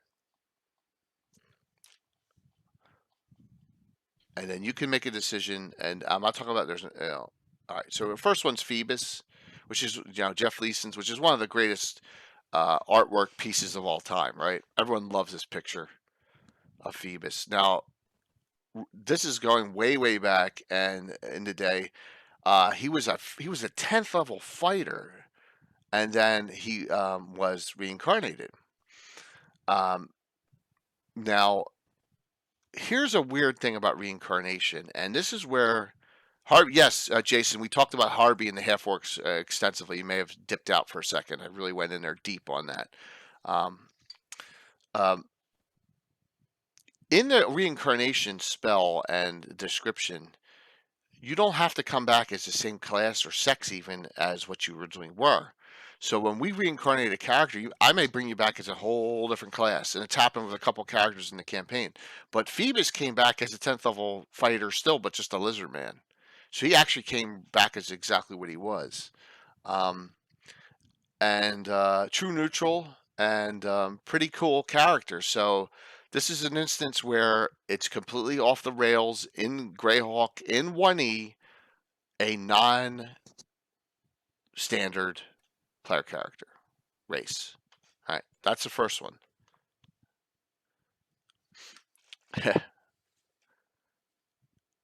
Didn't Irish create the Lossels? Yes. Lossels are half orc, half baboon. What a wonderful mix. But they've been, the Ayus Lossels have been taken by the mongrels of the putrid tongue, and they're the mongrel shock troops too. So there you go. Yeah. Now, second one. This one is a lot less known, and that's Talbot. This is David Zeb Cook's character. Oh man, I should have asked him when he was on the show. So earlier it's clear to lawful good Talbot died while on a mission for a druid. The druid, unable to raise Talbot, reincarnated him in the form of a centaur. So, as a change of nature was difficult for him to comprehend, a drastic alignment change caused him to become chaotic neutral. So he made up to he's 7th level, and there you go. And there's a picture. So we have a centaur player character. That's pretty cool. Yep. So, yeah. Was he sitting right in the doorway? Uh-oh. I gotta be right back. My son must not have any clothes on or something. Yep.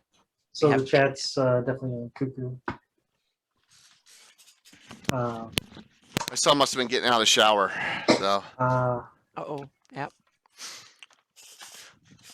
Little sneak peek to the end of the show. I may bring my son on a live stream around Thanksgiving over the holidays, and I'll talk about that at the end. We'll talk about Awesome. that. Yep, absolutely. So, so there you go. There's 2. So, 5e has other races, and what I would suggest is use the reincarnate spells. Remember, you got druids and magic users can cast reincarnate. You want to have some fun. Don't have a high level cleric available, and then a way to bring other races into player characters in the Greyhawk is use those spells. You could be hobgoblins, bugbears, all sorts of fun things from that spell. So, kind of a cool thing that's right in the rules, and then you don't have to worry about Dragonborn. I'm sorry, I had to throw that in there. Okay. All right, so some specific player characters.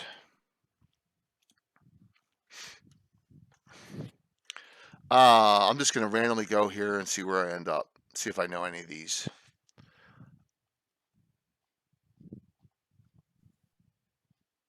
Head Smasher, RTO 8. Man, look at all these. There's so many in here that I do not know where they are. Nazar the Gladiator. Oh, that's a deity. Living Greyhawk Journal 3. Didn't even. I'm trying to. Rugra. So I know about Rugra. Rugra's in the Slavers.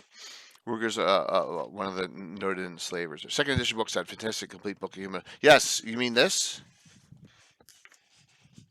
Yeah. So, absolutely. Had some really cool things in it. Gary and I are completely decide which is worse, human race, Rennie or the Backloony. Oh, you can't talk about the Rennie without Christoph here. You don't want to. I don't want to get in trouble.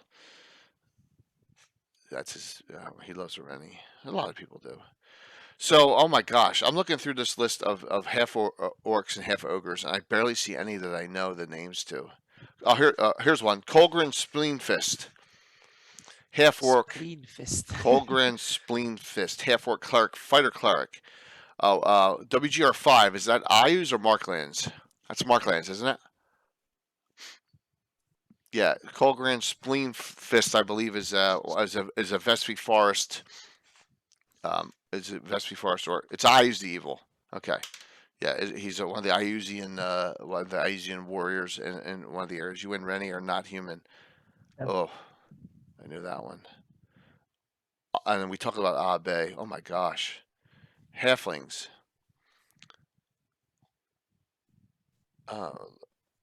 Lily Lara Lightfingers UK3. Is that the Sentinel? That's the Sentinel in the Gauntlet, isn't it?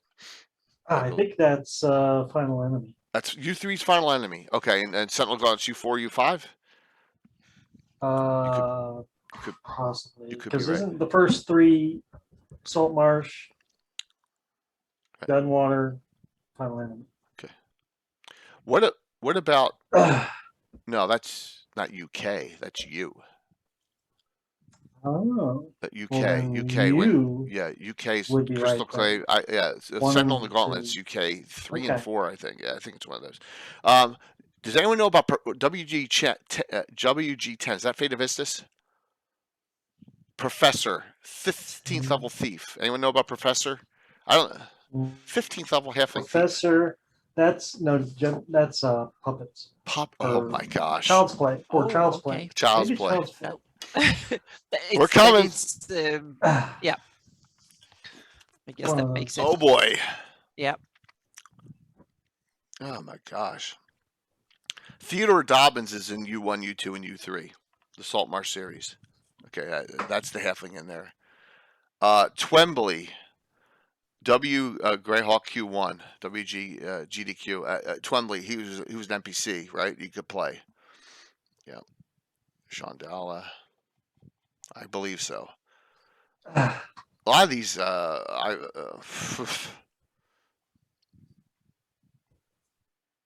yeah, oh my gosh. I guess Blodgett the Survivor. A1, all the A's, and the Slaver. So Blodgett is in the entire Halfling series. He must be in one of the NPCs you can play as well. I Yeah. see a Halfling surname. It doesn't mention hands or feet. Yeah, so Gary, one of my players for Saturday night has Apple Bottom as one of as the surname. So there you go. All right, You let's gotta go. use my naming convention. Restaurants. RB McDonald. Or RB Big Boy. Big boy something. Yeah. That's funny. Carl Jr. Carl Jr. That's a good one. Yeah. I've never eaten at Carl Jr.'s. There's none around me. Plus, yeah. So Well, have lots of them over here. AKA Yeah. Hardee's. who is the evil? Oh, here's all right. So here's the evil Harvey gnome. Fire Guy. Here's the evil gnome from the Bone Shadow. Gleed. Gleed. Gleed. Yeah, so Gleed's a gnome in the Bone Shadow. Yeah. Illusionist thief. So imagine that in as a 10-10 illusionist thief. That's pretty nasty. Mhm. Yeah. That's a nasty combination, especially in old school.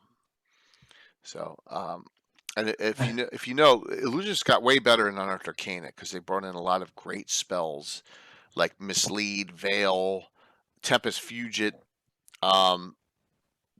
Chromatic Orb, all appear in the Unearthed Arcana book and really take up illusionists a little bit higher level in there.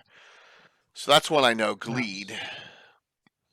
Jeez, most of these are deities. There's Grimmie. All right, so Grimmie Fisher is a legendary gnome in my game. Grimmie Fisher is a member of the Fellowship of the Torch. For some reason, Carl Sargent found it necessary to kill him, which I said was I didn't get it. So I never had that happen in my From the Ashes part. So Grimmie Fisher's alive and well in my game because I didn't see a need for it. I thought that was just overkill. So is it Chromatic Orb, Evocation, or Transmutation? I think it's Evocation. But the thing about when you get up higher level with a Chromatic Orb, there's different types, and you get to the Ashen one, and it's save or dead. Yeah, and there's one that's Petrification or all sorts of nasty. It's a nasty spell at higher levels. Yeah, Gleed is from Artifact of Evil as well, Okay. Jason. But Gleed is used in Eyes of Evil in the Bone Shadow. He's with Obni. You know, they have that whole Oh, list that's. of. But yeah, I don't think there's a D. I And think it's just Glee, or maybe it's That's Gleed. Gleed. it's Gleed. Okay, Yeah. it's Gleed. Okay, yep. Yeah. There's also Griswold Hairmate, who's also in the Bone Shadow, and that's a halfling. Absolutely. Let me. It should be here too. So they have a halfling dwarf and here it is, Griswold Hairhand, 15th level halfling.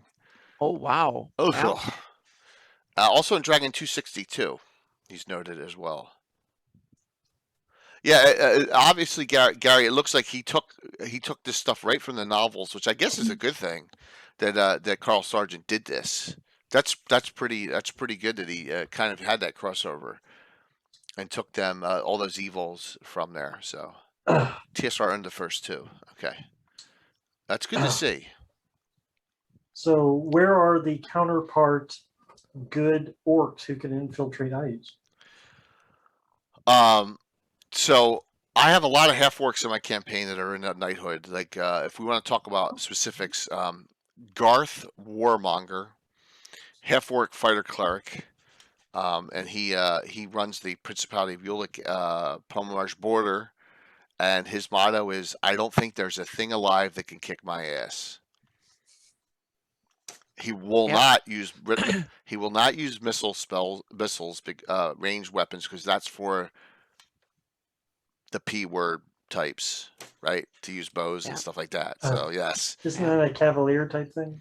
Yeah.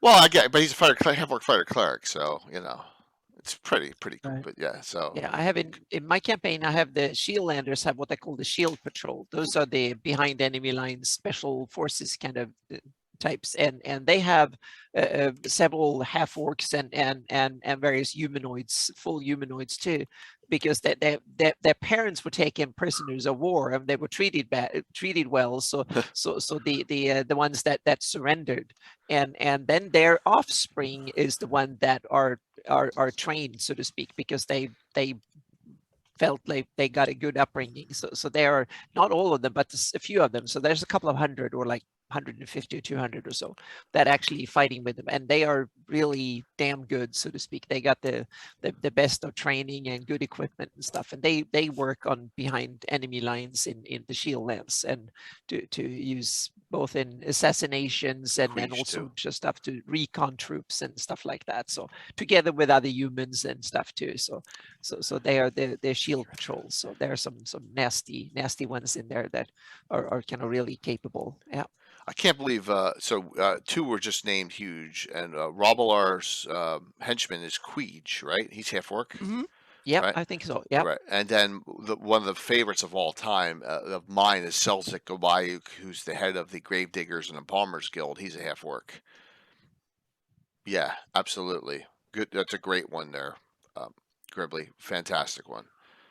I think you were in, Fraley. I'm just checking. Yeah, you're in, Fraley. I got you in. You're in it. I see your name in there. I just wanted to check. Starga. Yes. I do not know, Tim, if that character was lawful neutral, if I recall, of Fultus. I don't think so. There's a half bugbear in Spine Castle. That's interesting. Which half? Rich. Half human, half bugbear? Wow. That's pretty cool. I don't think, though, Tim, that Starga is a member of I'm going to bring something up here. Hopefully I don't crash things. Give me one sec here, because I haven't done this in a long time.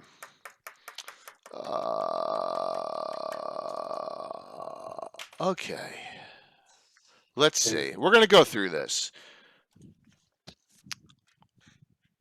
Here's our all right, Order of Ulick. This is all the alive, non-retired characters.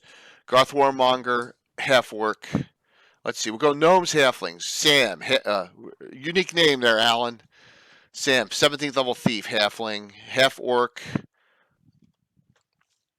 Farquaad, bounty hunter, and Varum. Both names mean Y. One in German, one in French.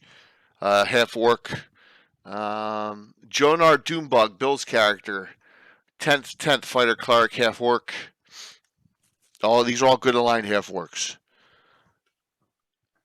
Flid the Bone Bruiser, half orc, 8th level fighter. Armstrugga, specialty priest. I can't remember if she's priest. I think she's a priest of Tritharian half orc. I'm almost positive she's a Tritharian priest. Any other half orcs? No. Halflings, 6th level halfling, 9th level halfling fighter. That's Killian Holbrook, and gnomes. I don't see many gnomes. I know there's a couple. So there you go. My gosh, the gnomes are low. I thought there was 1 or 2. So there you go. No half trolls that I can find. Okay. Well, that's interesting on that. So I just wanted to show you that there's a lot of half orcs. How many half ogres? 1 or 2. They may be on the inactive list. So there you go. And that goes down to 223rd member. Close that out. So lots of half orcs. Good aligned. So any other strange raced characters you can think of that are We out? have the contentious Arakokras that are supposed to be, according to 3rd edition, in Greyhawk, but Yes, and Yeah. their counterpart, Arakarak Elam, right? The Okay. Wingfolk, which do not work well in roleplay purposes, having flying characters roaming around your game. It's really difficult. But just so you know, they're in here. Yeah, Arakokra and the Wingfolk are both options. Arakokra, definitely Greyhawk. They're in the encounter tables, right? 100%. yeah, I think so. Yeah. In the Lord Mills. Half elf, half dryad. Yes. In fact, I have an NPC, Patrick, who hangs around in that magical tree outside of Garth Warmonger's tower. That remember, she's half elf, half dryad. So yes, that's a possibility. More NPC based, but yeah. Yep. Because remember, dryad. There's a lot. Half dryads where men can disappear for years and come back, and they're like, oh, and yeah. Someone did a dragon article on that, on half dryads. Swanmays are humans. Okay, so Michael, Swanmays are humans that use a token, if I recall, to turn into a Swanmay. It's magical. Yeah, it's a secret magic because humans are half elves, or maybe and elves too. The Swanmays is a sect of ranger types in the Gnarly and the Vespi. Yep. So here's the Wingfolk, right? Best of Dragon Volume 3. There you go. So something to do. If you're bored, you want a flying race, go for it. Yeah. I one of the Swanmays, one of the characters, Alan's character in the Order of Ulick, is a Swanmay. So we do have yes, and Charnalem's a Swanmay too, if I recall correctly, from the Marklands. Yep, I'm almost positive she is. So yep, good one, good point. So technically not another race, but a special enhancement of. Oh, I had this thing covering the scroller all this time, you guys. And I think the problem with flying creatures is that flying is not enough of a problem, meaning you can fly with almost all the equipment and stuff like that. In the real world, that means that you have to be very fragile. You can't carry anywhere near as much as you can on the ground and stuff. But in the fantasy world, meaning when dragons and devils and what just put wings on something and it's something and it just seems to be able to fly. But in the real world, it's not that easy, and that means that there should be way more limitations on how much equipment they could carry and how fast they could go and how easy they would, meaning their armor class should be very high or difficult to hit for maneuverability, but as soon as they stood still, they should be very vulnerable. Once they hit, they should be very easy to shoot out of the sky, so to speak.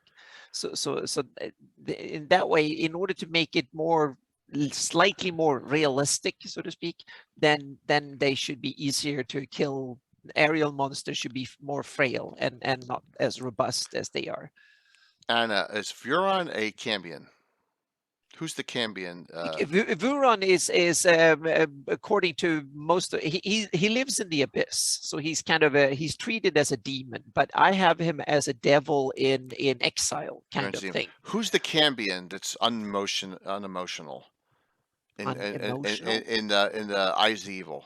There's one. I thought he was a Cambion. It's the general. Sindel. Oh, Sindel. Sindel. Yeah, Sindel. Sindel. There Yes. you go. Yeah, Gribbly. Sindel is Sindel's yeah. another one. It's a Sindel Cambion. is that. Yeah. Yeah, He is thank you. IU's commander in chief, so All to right, it's speak. Sindel. Yeah.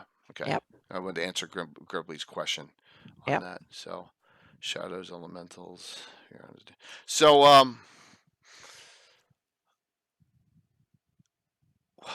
gosh, I'm going to leave this on this, and I don't want to fight. I just want to ask a rhetorical question. What happens? Just think, if WotC Hasbro redoes Greyhawk in 5e or 5/5 and adds all these races in, what happens? Minotaurs. In your campaign or my campaign, nothing needs to happen. I mean, yeah, okay. Mine. I'm just saying, what would that like? He's talking about publication. Yeah. Yeah. How do they Well, address that? I think they just want to. They don't address it at all. They just do it. Okay. Just like they did in Living Greyhawk. They just added an elven forest with full of Fey stuff in the Shieldlands because they needed one, and that's probably how Okay. they will do it. I think what he's driving at is like if you come out with a 60 player handbook, is something going to replace something else? Well, I'm just Because of curious. space. I know some There's only people so have much addressed. space. I know Brian Blumklotz had a way to address Dragonborn. He was working on it, and I wish he, yeah. So I'm just tieflings or cambions. Tieflings fit. You can just call them, cambions, allo demons. I don't have a Yeah. problem with that. Not thousands of them running around, but one here and there. I don't have a problem with. Minotaurs, Goliaths. I think I'd rather have ogres all day long than a Goliath. But Well, my opinion is that I want rule books with a lot of cool stuff in it, whether I use it or not. Just Okay. because someone writes in the source book saying things are there, if I don't like it, I simply omit it. Say it's my version, it's not there. Yep. And so I have no problem them opening up Greyhawk to Dragonborn, tingly gnomes with blue hair, or what about or like rabbit people? And if they want to have someone wants to have rabbit people or cat people or fox people in Greyhawk? Yeah, okay. they can. I don't want to have I wouldn't. Yeah, I'll just I push think it. I skip my owl people and rabbit people and fox people and stuff like that. But I might want to have some cute kind of fey things that comes in the sus forest or some elven night when the Celine is full and there's openings to out of Anador or Feywild or something. I can have all sorts of weird things coming overnight, but I don't think they're there to stay in my version of it. But I think it should be up to each DM. But on the other hand, if I were writing the next edition of our Greyhawk source books, I would kind of be, just because it is in the player's handbook doesn't mean that I should think that it should be in the Greyhawk setting Right. book, so to speak. I Yeah. just wanted to ask that rhetorical, theoretical. I Yeah. don't think it's coming out. I don't think they're No, touching but it. I think I it's just wanted to go and there. it's kind of interesting because some people, they want to follow the rules, so to speak, and the published canon. Others don't at all. I'm kind of in between when True, it true. comes to that. There's So, ways. so yeah, and it's like a continuum. Some people say if Gary didn't write it, it's not in my Greyhawk, which is one end of doing it. The other one say, oh, someone else invented something cool. I put that in my Greyhawk along with everything else, so to speak. So, and some people add steampunk to it and Sure. sci-fi stuff and cannons and stuff, and I don't. So Thanks, it's Patrick, kind of for doing yeah. that. But So, it's a good question to ask, because I think as a DM you should think about what you put in your campaign, whether you want to be inclusive or not, so to speak. yeah, absolutely. And I figured I'd end this discussion tonight on that. Yeah. On that mhm. note. Yep. So, just to see, what Yeah. people thought about it, because it's Yeah. And I think every DM needs to think what you like in your game, so to speak. What do you want Absolutely. there, so to speak? I think that's a key thing. Yeah. cool. Yeah, Thrycreans and these kind of insectoid kind of people, they are mentioned in Living Greyhawk and stuff. There are True, these Wally. kind of things that Very true. pops up out of the ground and stuff. And do you like, some people do, some people don't. So yeah. Anything can be on the Isle of Dread, right, Gary? That's a good thing. So Yeah, you have Sea of Dust, have some albino freaky things under there that are kind of magically done. Gary in the Gorda books, he puts all sorts of crap and weird things down there. So And just Miss, you are right. A large area is undone. I mean, there's some bad maps on some of them from the Dragon Annual yeah, and stuff, and they're really not. exactly. Meaning we That's have just the so rest of the true. planet is a very big place. I'm sure there's a place for some dragonborn somewhere if you So- want to and stuff. So Gribbly, Carlos Lysing has completely done Fireland, so I'm gonna whatever he has done, and I've seen the map; it's unbelievable, and Aaron has seen cool, all the yeah. content. It's he's just waiting to release it. So I think Yep. whatever he does for Fireland is, I'm I gonna hope say, we wow, can yeah, get to yeah, we're waiting on digest it. that soon. Yeah. Yep. Yep. Or have monster races on the world and fantasy copies of human lands. Yeah, that's cool. Good points.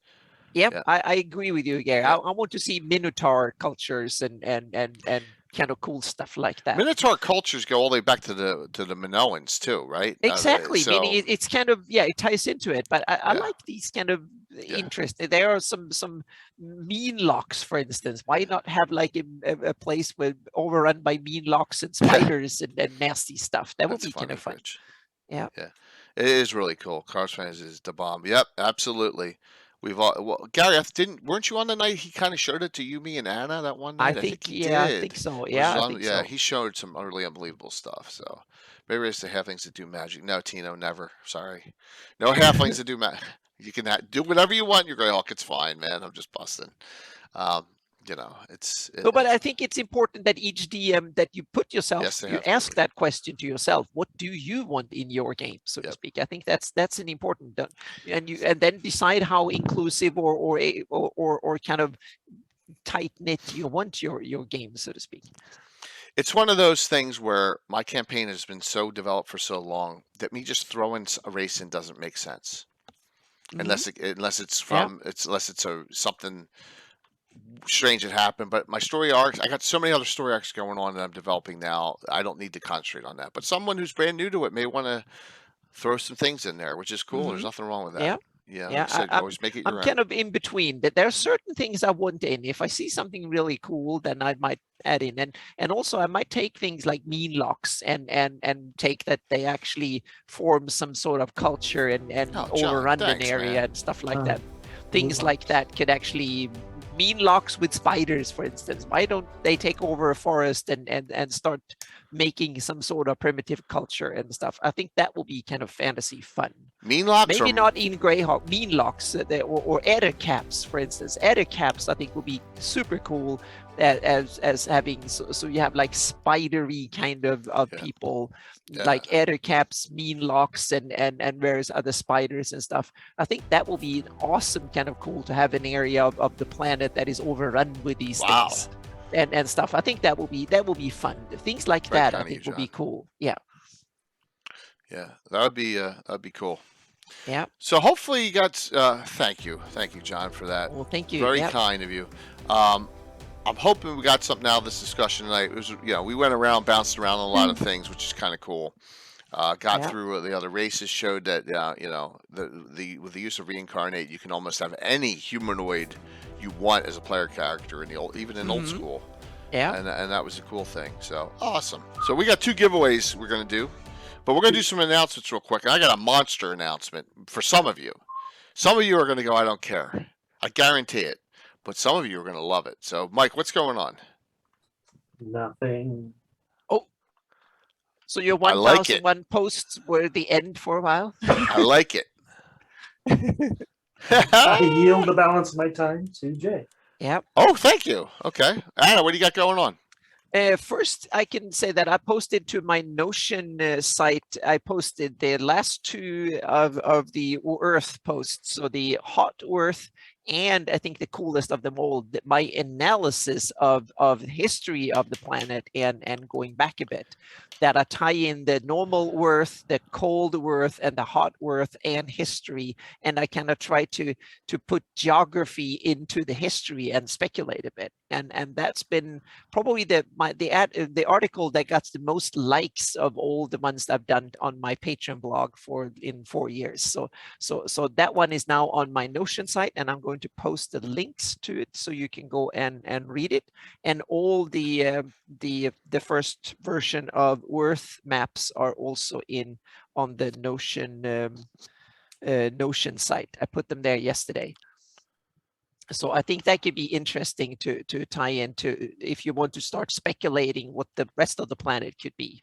And it's my first planetary model, so to speak, where I try to weave in things like the Dragon Annual 1 map, the Frank Menser's Antaria, and as many other sources I could get. And it's kind of, my approach have been to do a best of, so to speak, and then try it in and try to make a planet out of it. The climate and stuff like that in there too. And then I try to use geography as a dimension to underpin the stories we know with the invoked devastation and what could have been before that to make it happen, so to speak. And that was much more of a a hole to dig myself into. It was way more fun than I thought. I thought I'm just going to do a little map, but I got to speculate a lot, and it was a lot of fun. So that is now there for everyone, and it probably be a while before I kind of get back into it. And the second one is that my patrons now have a first look at Hepmona Land. Yes. My Hepmona has been very eerily quiet. I only got a couple of comments, but a lot of likes. So and it's only a work in progress. I listed my caveat with the map from the Scarlet Brotherhood, because there are some not related to the story, but there are some geographical kind of inconsistencies and difficulties with that map that I try to solve. And I try to do it by tweaking and adding, not removing content. That's my general approach to, because I want to make a map that if you see in the original map, you can instantly recognize it. And I don't want to remove anything. I just want to add and clarify that. That's my approach to do it. So there is a little bit of tweaking before that goes in, but I hope that another week or so, my patrons could see the final terrain, and the 2021 version will move into actually putting settlements, updating borders, and typos and all that stuff, so to speak. So that is coming, and there will be a big batch of heraldry coming in a couple of days, probably another 10 or 12 or so. Some of the most cool ones. There will be new versions of the Pomarsh humanoids, some of them, and stuff that I think are really cool, because those were really badly done in very early on. Oops. Some of my there were some of my first shields heraldry I did back in my Corel Draw days, when I barely knew what I was doing, and I think these are cooler. So there are some cool updates to those shields that I think will be cool, like the Blood Moon Knolls, for instance, look much cooler now than it used to. So and there's a bunch of others that will be coming in a couple of days with that one. And Hepmona Land, yep. Hepmona Land. Yeah, that might be where the hemp comes from. Yeah, you never know. Exactly, that might be. So then and then I'll try and do Friday will be, hang on a second, this upcoming Friday is the fantasy mapping show. No, that's the next one. Okay, good. Okay, so that You means that you and Melissa both are like yeah, okay, there. yeah. So it's not this Friday. So that means that I will try and do a mapping live mapping show on Friday. It might be heraldry, or it might be my own campaign maps or something. We'll see. But I'll try and have something between 6 and 8. So to sit and do something. A worst case scenario will be heraldry, awesome, which might not be that bad. And that is about it, I think. And otherwise, the majority of effort will go into working on the 2021 version of both now the Flanies and Hepmona Land map. So it will be expanded almost 50% bigger than it used to be. So the Atlas will be big. Yep. Get some and Hepmona Land looks cool. It will be a good looking addition to it. Wait. And yep. Awesome. So that's basically it. And there will be some more games and stuff. So I will run and play in some games too, but that's super beyond what we need to babble about right now. Yep. So here's what's going on. Tomorrow night we continue. I don't think we're going to finish. I think it's going to take us right up to Thanksgiving. Tribulations in the Grave, more the Hardby group, Reckless Indifference is out there looking for this circlet from the nephew who's named Treus Strong, who fought Lord Twall in the days, and they've run across some undead already, and just a lot of carnage in that. That's tomorrow night. We're going to do a second Reaper giveaway this month, so it's a double because of all the stuff I got going on, specials. Going to stretch them out a bit, so that's tomorrow night. These are out of order. Sunday. So everyone during the Ed Greenwood stream said, that's a cool spell. How do I get it? Right? Agonizer Scorcher. So I'm going to go and do expanding your spell offering as a Greyhawk campaign development. We're just going to talk about the books, how I decide on what's good and what's not, how to balance a spell that you want to add, mostly to the Mage and not the clerical end on this one. We'll do a clerical one later. I think this will be good, and it doesn't matter what edition. I'm gonna show you where you can get some good 5e spells for Greyhawk still. I mean, there's some great places for that. Some 3rd edition spells for Greyhawk, and some old school spells for Greyhawk. You know, I have Anna and Tim. Maybe we'll have someone else join us too as well on that. So that'll be a good one. That'll be Sunday nights of Gavin, expanding your spell offering. But we have a Saturday night special coming up, right? Yes. We do. Another very special. I got 4 brand new players to old school. 4. Oh my, what the hell am I thinking? Right? So I got the Mandy, Darling Creepshow, Little Bones, Myriad X. They're all brand new. Also got Kayla Tom Lord's wife and Josh Pop Zarathon playing in this game. The name of the adventure is The Hunted. The funniest thing was Kirsten Myriad said to me as we were doing character generation on Zoom, she goes, but wait a minute. Are we hunting someone or are we being hunted? I said, well, I guess you're going to have to find out. So, it sounds like Josh is the hunted. You never know. It's going to be a blast. I can't wait. I'm going to have fun with it. First, you know, we got some really cool characters are 3rd, 4th, 5th level in that range to start off, and get a good mix.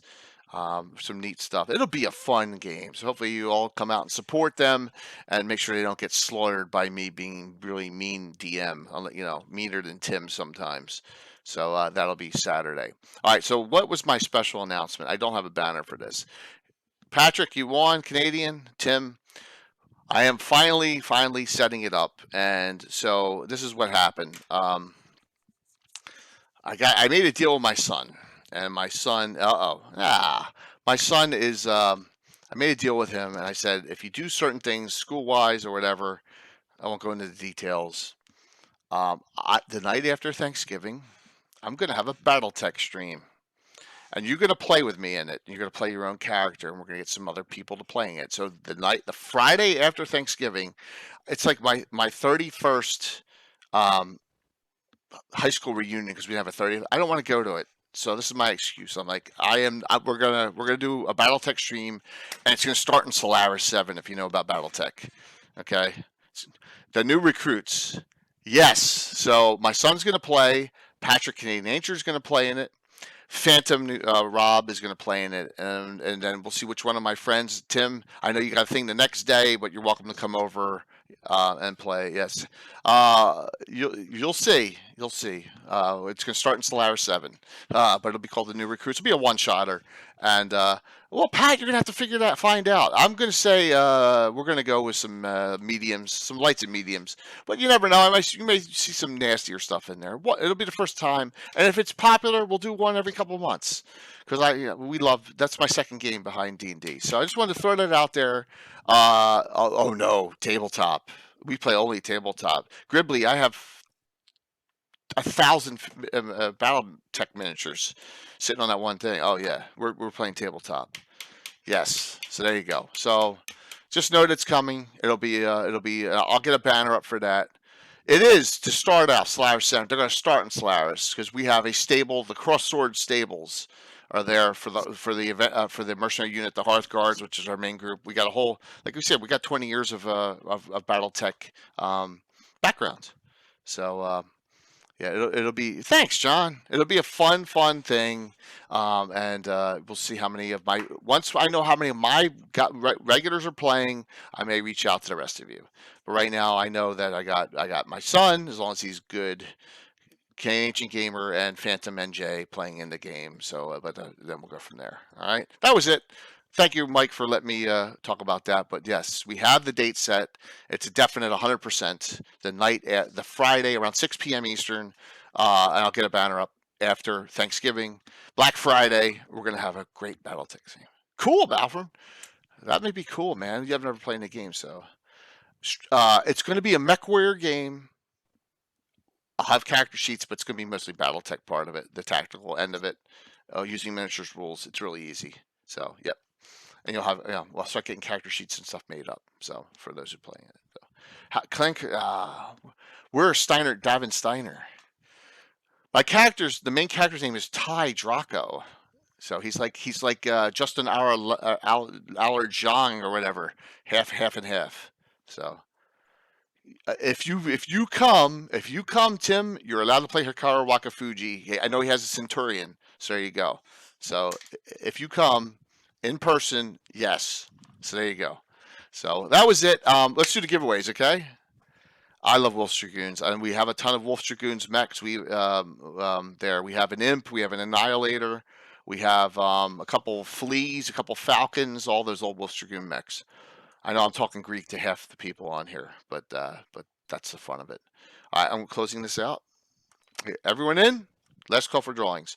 2 of them, $25 gift certificate controller games, and then the 2 books that I showed that I did not give away on Sunday, which is Country Sites and Queen of the Demon Red Pits. Cool. I figured it's time. We haven't done one in we haven't done a BattleTech stream in well over 2 years live, and we did one during the holidays last year. Josh Morgan 72. It's exclamation point drawing. There, I reopened it for you since you're new. Put your name exclamation drawing. Put it in real quick, and then I'll get you in. Put it in quick. Exclamation 72. All right. Get it in, and I'll get you into it. I'll give you 10 seconds. 10, 9, 8. Josh Morgan, 72. Exclamation drawing.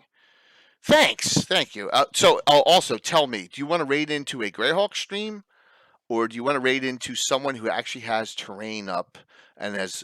They both have small numbers in the 10 or under. Yes, Discord invite Gribbly for the Campfire server. Boom. There you go. And thank you for that. Here we go. First winner. I know Stella's on. I did Stella last week. Tim, Enoch Pratt. There you go. Tim, do you want these or do you want the $25 gift certificate? Your call. I know Stella's on. I raided into her last week. I'm either going to raid into, here's your choices, Guild Superior or Constructed Chaos. Guild Superior. I know, Rob. I just said I raided into her last week, and I want to spread the love out. All right, we'll do Guild Superior. Okay, cool. He's doing Greyhawk, so second winner. Nagul. There you go. Nagul, you tell me what you want. Enoch, do you want? You got the books, okay? Nagul, you get the 25. I'm most positive I got your address. That's easy enough. Thank you. You gotcha. Nagul, you got the 25. I should have your Discord. If I don't, I'll just put it right into here. All right, we're going to raid a Guild Superior. You guys made the decision for me. Perfect. Thank you. All right, so sit tight. Let's do that, and see you tomorrow night, 7:30. Thank you all for the wonderful support. Anna, Mike, thanks for another great show. Like I said, 3 more streams this week, Thursday, Saturday, Sunday. Okay, so we got 3 more streams in 4 nights. All right, see you soon. Thanks. Thank you so much. I gave you an extra shout out there, Anna, because I hit the wrong button. Okay, awesome. Thank you. Okay, here we go. Guild Superior it is.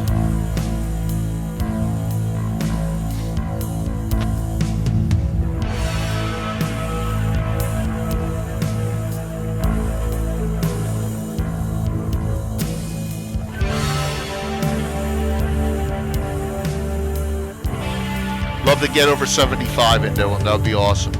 It's called the Isle of Endless Fog. It does say it's Greyhawk, so it's got to be off of their Saltmarsh game. So 5, 4, 3, 2, 1. See you all tomorrow night. Thank you. Yeah, that's a healthy number, 70.